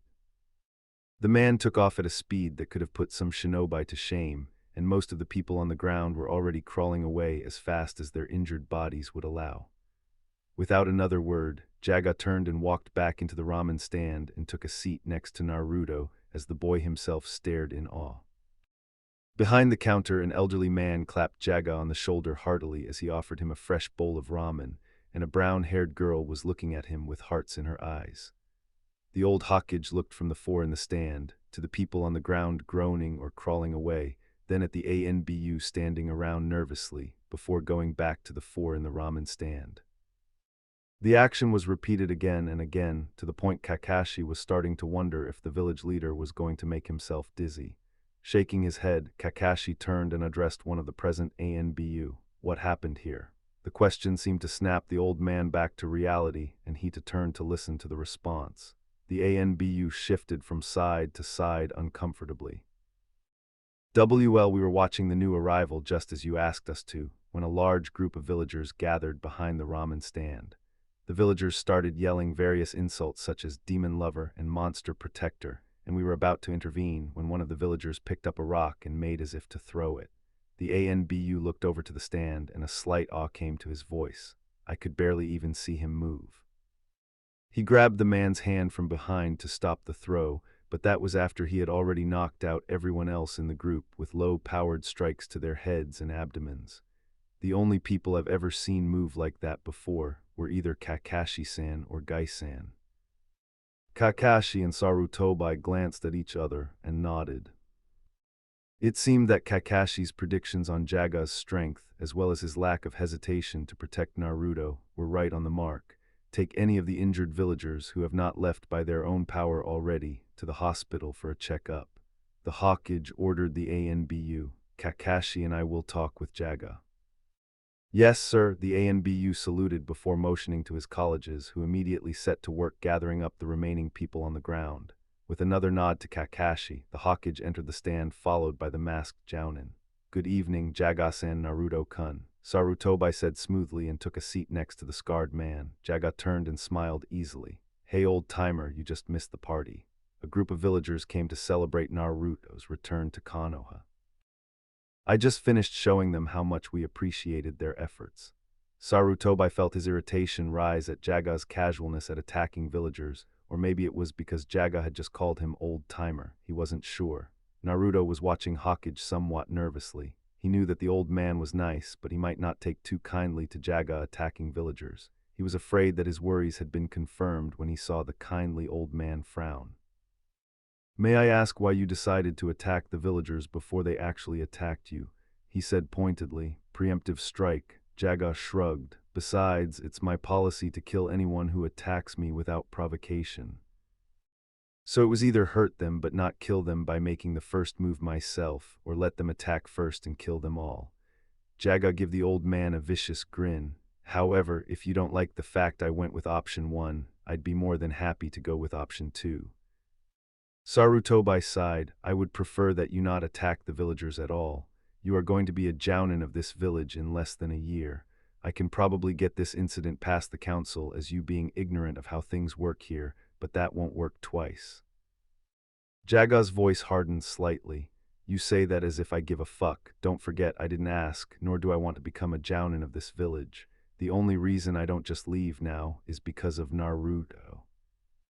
So if you think I'm gonna sit back and let these shit for brains faggots you call villagers hurt him based on nothing more than their own stupidity, then you should book yourself a room in an old folks' home because you've gone senile.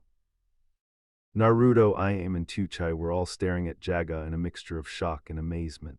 Even Kakashi's visible eye had widened slightly in surprise at Jaga's bold statement. All four of them were looking back and forth from Jaga to the Hokage in anticipation of what would happen next, and were surprised when the old man smiled lightly. HNN, you certainly don't mince your words, do you, Jaga-san? Jaga smirked back, nope. The old man shook his head. Maybe having you around will be more trouble than I thought.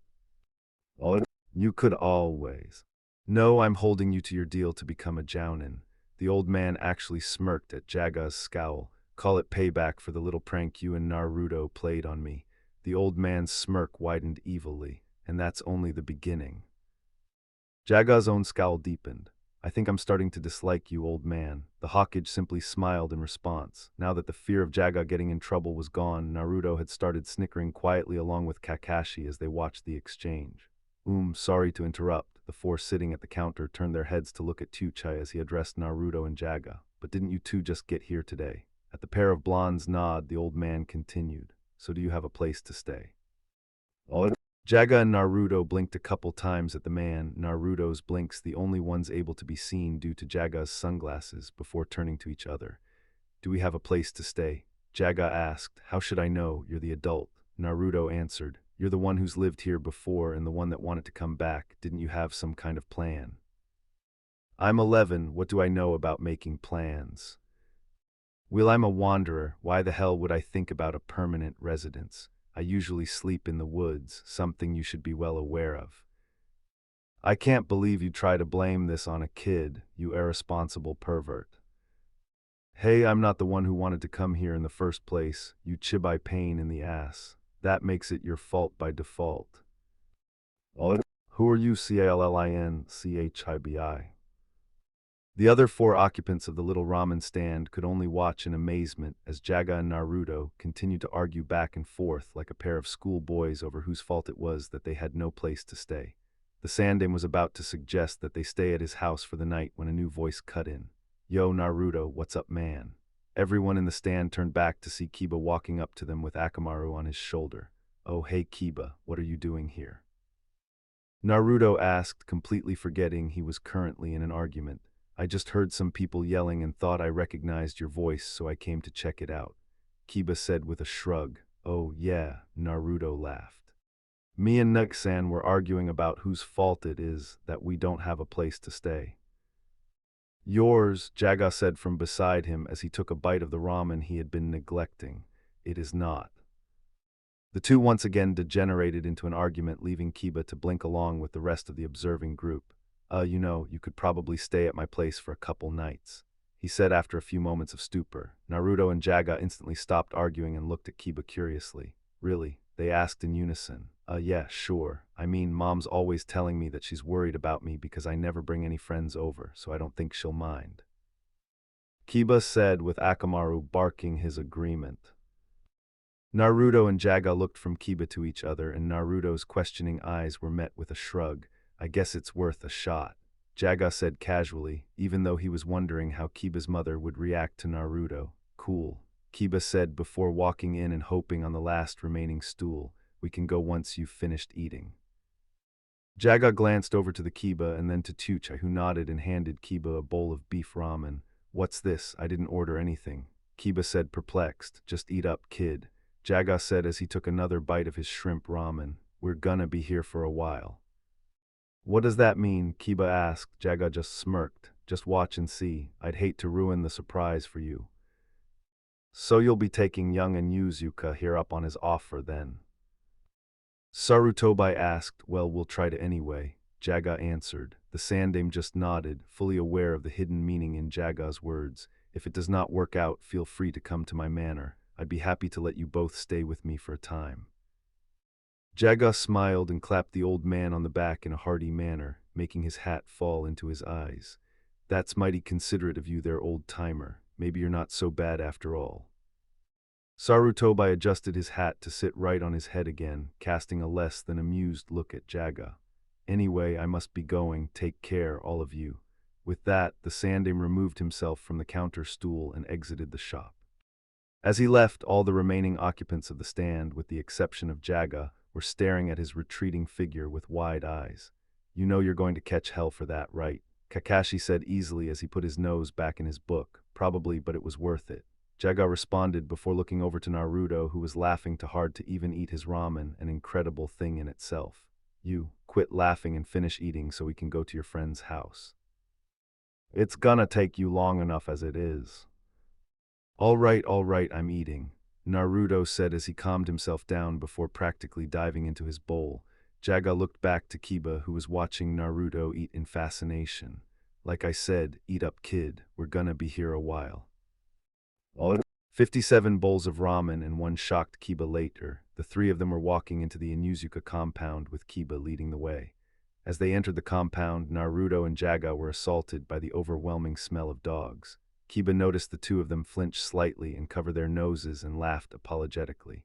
Hey, sorry for not warning you. I forgot that the smell can be a bit much for people who aren't used to it.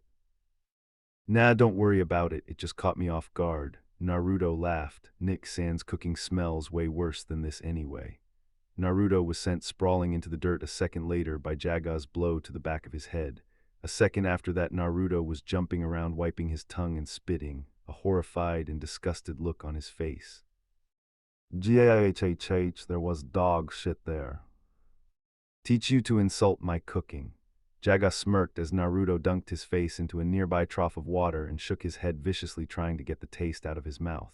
Naruto, that's what our dogs drink from, Kiba said from the sidelines. Naruto's head stopped cold with his face still underwater before the trough practically exploded upwards as Naruto ripped his face from the water. Gahhh, I was drinking dog drool. This was followed by Naruto running around the clearing in the compound screaming like an idiot about rabies and the fact dogs licked their butts. Kiba stared at Naruto incredulously before turning to look at Jaga. You know, when he fought the Uchiha team today, he was pretty badass. Now he just looks like an idiot. Jaga shrugged. You get used to it. Kiba just shook his head in amazement and turned back to watch Naruto, who was now being chased around by Akamaru and several other puppies that thought the boy was playing some kind of game. What the hell is going on out here? A powerful female voice rang out, cutting through Naruto's screaming. Naruto instantly froze and Kiba went white as a sheet. Oh. A few seconds later, a woman with long, wild brown hair came slamming through the door, followed by a large black dog with a scar over its eye on her heels, her slit pupils roving over the scene in front of her. The first thing she saw was Kiba, pale as ghost and shaking nervously, before she moved on to the source of the ruckus. As soon as she saw Naruto surrounded by puppies, her eyes widened. "You're—" "That's right," Jaga said, moving into the woman's line of sight. "His name is Uzumaki Naruto." The woman's eyes focused on Jaga. "And you are—" "Jaga," he answered before finishing with an edge in his voice, "the brat's guardian."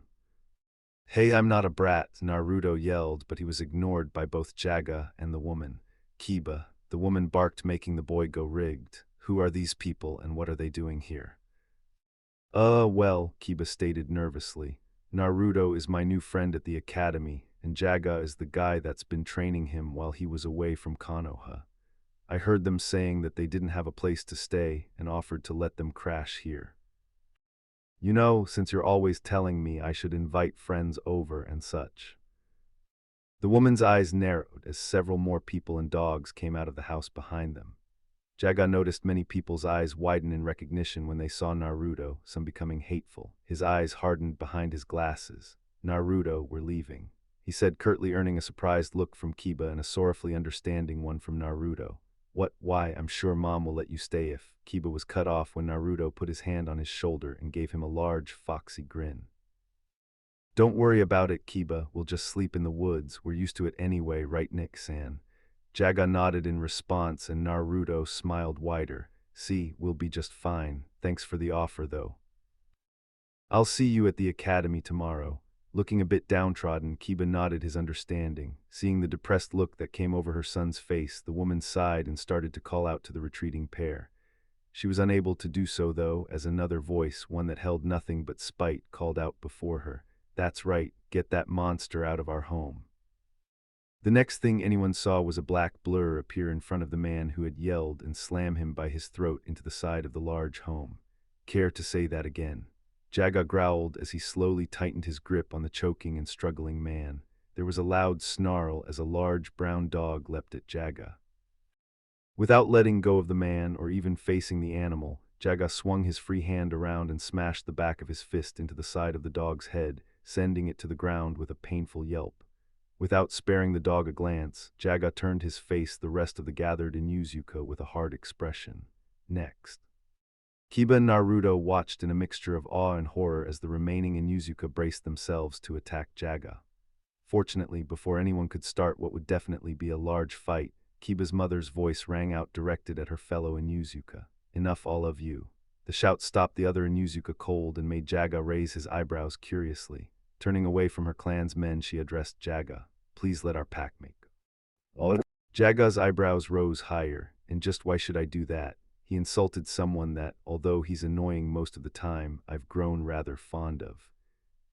Surprisingly, it was the large black dog next to her that spoke next, his voice a low growl. "Human, do you know what will happen if you continue to harm our pack mate?"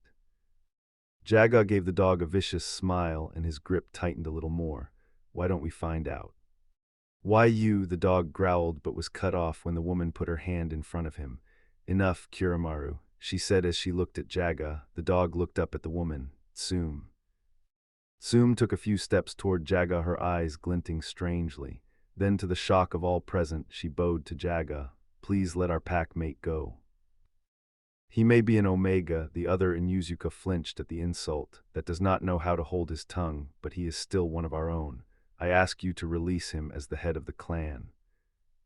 Jaga turned his face from the woman to the man that was turning blue in his grip, and then back to Tsume before sighing lightly. "Fine," he said before pulling his hand away to let the man fall limply to the floor, where he gasped painfully for air. "Thank you," Tsume said gratefully, but Jaga merely grunted. "I only did it because you're one of the few clan heads I've met that's willing to swallow their pride for the sake of a clan member. Otherwise, he would be dead, and I'd be in the middle of killing anyone who tried to do something about it." Kiramaru growled at Jaga. "Awfully sure of yourself, aren't you, human?" "In more ways than one, mutt." Jaga smirked at the dog before looking to the rest of the group.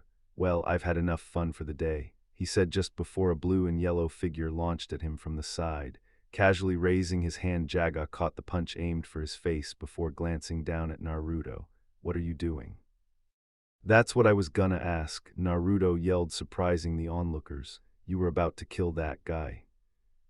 You weren't complaining when I knocked out all of those civilians earlier, Jaga countered. That was different, the young boy growled. You were only scaring them. So you think, Jaga smirked at the scowling Naruto. Besides, you were doing the same thing as me when we were outside of Konoha, even if it wasn't to a lethal extent. Like that time, you put those 5 Iwa-genin in the hospital because they were harassing that civilian girl. Naruto blushed lightly and glanced at Kiba, who was looking at him in amazement. It wasn't that big a deal. They were fresh out of their academy and trying to show off. I mostly got them by surprise. Oh, what about the 3 Kiri genin that were torturing that puppy? This instantly caught the attention of the every Inuzuka present. If I recall, you made sure they knew you were there before you attacked them. Naruto fidgeted nervously, and then there was that time. Okay, Naruto yelled out in exasperation, causing Jaga to smirk wider. I'm just saying that you've never had any problems with using violence when needed before, so why are you going all pansy on me now? Naruto shifted from foot to foot looking at the ground. I wasn't trying to become Hokage out there, he mumbled. Jaga sighed. He could understand Naruto's hesitation to stand up for himself now that he was back in Konoha. Not only was he already tainted with an inescapable stigma, a cursed Jaga was still deciding if he should tell the boy about or not. It wouldn't make things easier to achieve his dreams if the villagers thought he was willing to attack them, no matter how much they deserved it.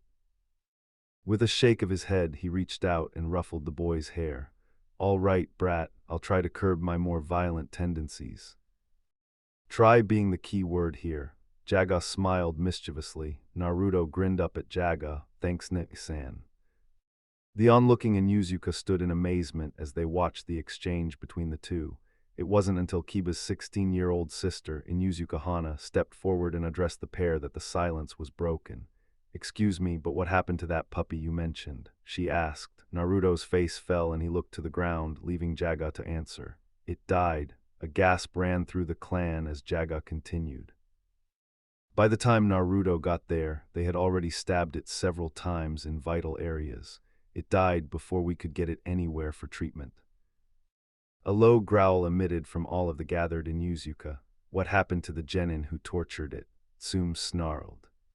They lived, but they'll never be able to be shinobi again. Hell, they'll be lucky if they can even walk. Jaga smirked lightly. That was the only time so far that I had to stop Naruto from killing someone. There was a grunt of satisfaction, even if it wasn't complete satisfaction, and many of the Inuzuka actually looked favorably at the young blonde as Tsume walked over and looked down at the boy. Why were you so concerned for a pup, young one? Naruto's expression became defiant. No one has a right to treat any living thing like that, especially for amusement. They deserved worse than they got as far as I'm concerned. Tsume smiled approvingly at the boy before her expression became serious. Even if it was not one of our own, we in Inuzuka feel a keen connection to all canine life. You may not have saved the pup, but your effort is proof enough of your honorable nature. From now on, you are welcome in the Inuzuka home. Naruto's stunned face showed his astonishment as he stared at the woman. Finally snapping himself out of his stupor, Naruto sheepishly scratched the back of his head. Thank you. Tsume smiled at him and Naruto turned happily to Jaga, but paused when he noticed his older brother was frowning. What's wrong, Nick-san? Jaga shook his head. I don't know, it just seems like all of this is unrealistically convenient.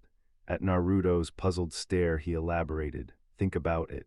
I just happened to say one of things you've done that just happens to strike an emotional chord in a group of people who just happen to be dog lovers. So now they all instantly decide you're a good person. Doesn't that seem just a little strange to you? I think you're overthinking things, Nick-san, Naruto said pointedly, and I think you accept things too easy. Jaga's frown became a victorious smirk. Oh well, even if it is unrealistic, it proves I'm right. Resorting to violence does have its rewards. Naruto just rolled his eyes. So does that mean Naruto can stay? Kiba asked his mother. At her acknowledging nod, Kiba pumped his fist into the air. Hell yeah. Running over, he grabbed Naruto by the arm. Come on, man, you can stay in my room. Grinning widely, the two took off inside the house, with the other Inuzuka falling in behind as they two went in. Jaga noticed that several of the Inuzuka were still regarding Naruto with somewhat distrustful eyes, but that was only to be expected. Nobody could completely change so quickly after all. It actually made him feel a bit better about the whole situation. It seems that my son and your brother will probably be good friends in the years to come, Tsum said as she walked up beside him. Jaga simply nodded his agreement before turning to the Inuzuka clan head. Considering I probably pissed off most of your clan, I'll just go sleep in the forest. I'll be back in the morning to get Naruto. Jaga turned to leave, but Tsum's hand on his shoulder stopped him. That won't be necessary. Your actions were justifiable. I would have reacted much the same way if someone was to insult my son without just cause, and it probably would have been more brutal than what you did. Tsum smiled viciously. We Inuzuka live close to our instincts after all. I see, Jaga replied and looked at the woman for a bit before shrugging. Whatever. If it doesn't bother you, then I'll go ahead and take you up on the offer. I guess sleeping on a bed would be a bit better than sleeping in a tree anyway. Tsum smiled and motioned for him to follow. I'll show you to the room you'll be staying in. Jaga complied and fell in step behind her. The two of them walked through the halls of the Inuzuka home until they came to a large door. After you. Tsum said with a grin, getting a shrug from Jaga as he opened the door and walked inside. Looking around, he found himself in a spacious, well-furnished bedroom with a king-sized bed against the middle of the wall. Jaga whistled lowly as he examined the room. Kind of fancy for a guest bedroom, don't you think? He asked out loud. His answer was the door shutting behind him and a small click. As he turned to question what was going on, he felt a small wave of chakra travel across the walls of the room. A silencing jutsu, that would mean, uh-oh. The next thing Jaga knew, he was tackled to the bed with his vest and sword having somehow been removed and a pair of lips hungrily locked onto his own. As soon as the initial surprise wore off, Jaga actually shrugged under the woman before returning the kiss vigorously. After a few minutes of a fierce battle of tongues, Tsum pulled back panting and wearing a feral grin. You like. Jaga smirked very much. The smirk then turned into a small frown. Not that I'm complaining, but what exactly brought this on? Tsum leaned in close, her eyes glowing with lust as she spoke. I told you, we Inuzuka live close to our instincts, and your little display out there has mine running wild. I hope you're not planning anything long-term. Jaga said, I'm not the settling down type. Tsum smirked and trailed her hand down his exposed chest, tracing on of the longer scars. Neither am I. Jaga smirked at the woman's lustful moans, his own desire increasing with each one. And Naruto didn't believe me when I told him that violence can be rewarding. Achoo, Naruto sneezed and looked around, got a cold. Kiba asked and Naruto shook his head. Nah, I don't really get sick. I'm guessing Nick-san is bad-mouthing me. Kiba cocked his head mockingly. You actually believe that old wives' tale. Naruto frowned at Kiba before motioning for Akamaru to come over to him. Once the puppy was close enough, Naruto leaned down and whispered in the dog's ear. A few seconds later, Kiba sneezed violently and Akamaru was snickering in his canine way. What the hell did you just say about me? Kiba yelled and Naruto just looked at him innocently. Why Kiba, whatever do you mean? You don't actually believe that old wives' tale, do you? Kiba glared at the blonde boy who was now snickering along with the little white dog. How about both of you go sleep in the kennel instead? Kiba, a female voice came from the doorway and the three occupants turned to see Kiba's sister, Hana, with a disapproving frown. That's no way to talk to your guest. Naruto and Akamaru were trying to hold in their laughter at Kiba's caught expression. With a quick glare at the pair, Kiba looked back to his sister, smiling apologetically. Sorry, Ni-chan. Hana nodded her acceptance before looking at Naruto. Would you like anything to eat, Naruto-kun? Naruto smiled and scratched the back of his head. No thanks, I ate ramen earlier so I'm good. More like inhaled. A shitload of it, Kiba muttered with Akamaru barking his agreement. Okay then, Hana said sweetly. If you need anything just let me know, okay? His smile widening, Naruto nodded and Hana left the room, closing the door behind her. Don't get any ideas. Kiba suddenly growled at Naruto. The blonde quickly raised his hands up in a placating way, fully realizing what Kiba was talking about. Never had any. Good. Kiba visibly relaxed, and the three of them sat in a comfortable silence for a while. The silence was cut short when Kiba started snickering. So do you think he noticed yet? It took a while for Naruto to understand what Kiba meant, but as soon as he did, he just started snickering insanely. Oh, Kami, I wish I could see the look on his face when he does. No kidding. Kiba's snickering turned into full-blown laughter. I still can't believe someone would actually do that to the Hokage. Your brother is nuts. You just noticed that? Naruto asked, and both fell into fresh gales of laughter. Eventually the laughter died away, and the two boys sat on the floor smiling as they caught their breath, with Akamaru looking between the two like they were insane. I'm glad I came back, Naruto said as he looked at the ceiling with a smile. I'm glad you did too, Kiba said before frowning slightly. Too bad we didn't meet before you left. We probably did, Naruto replied. You just wouldn't have talked to me back then. Kiba tilted his head to the side in confusion. Why not? Naruto waved dismissively. Nothing. Forget I said anything. Naruto decided it would be best to change the subject, and he had just the way to do it. By the way, your sister's hot. Naruto grinned widely as he saw Kiba's eyes widen and then narrow to the points they were slits. If there was one thing Naruto knew well, it was when it was time to run, which he did by leaping out Kiba's open window while blowing a raspberry at him. Kiba's face instantly reddened as he charged after the boy. I'm gonna kill you. Sarutobi was confused. No, he was beyond confused. He was completely baffled. The walk back to his home had started off normal.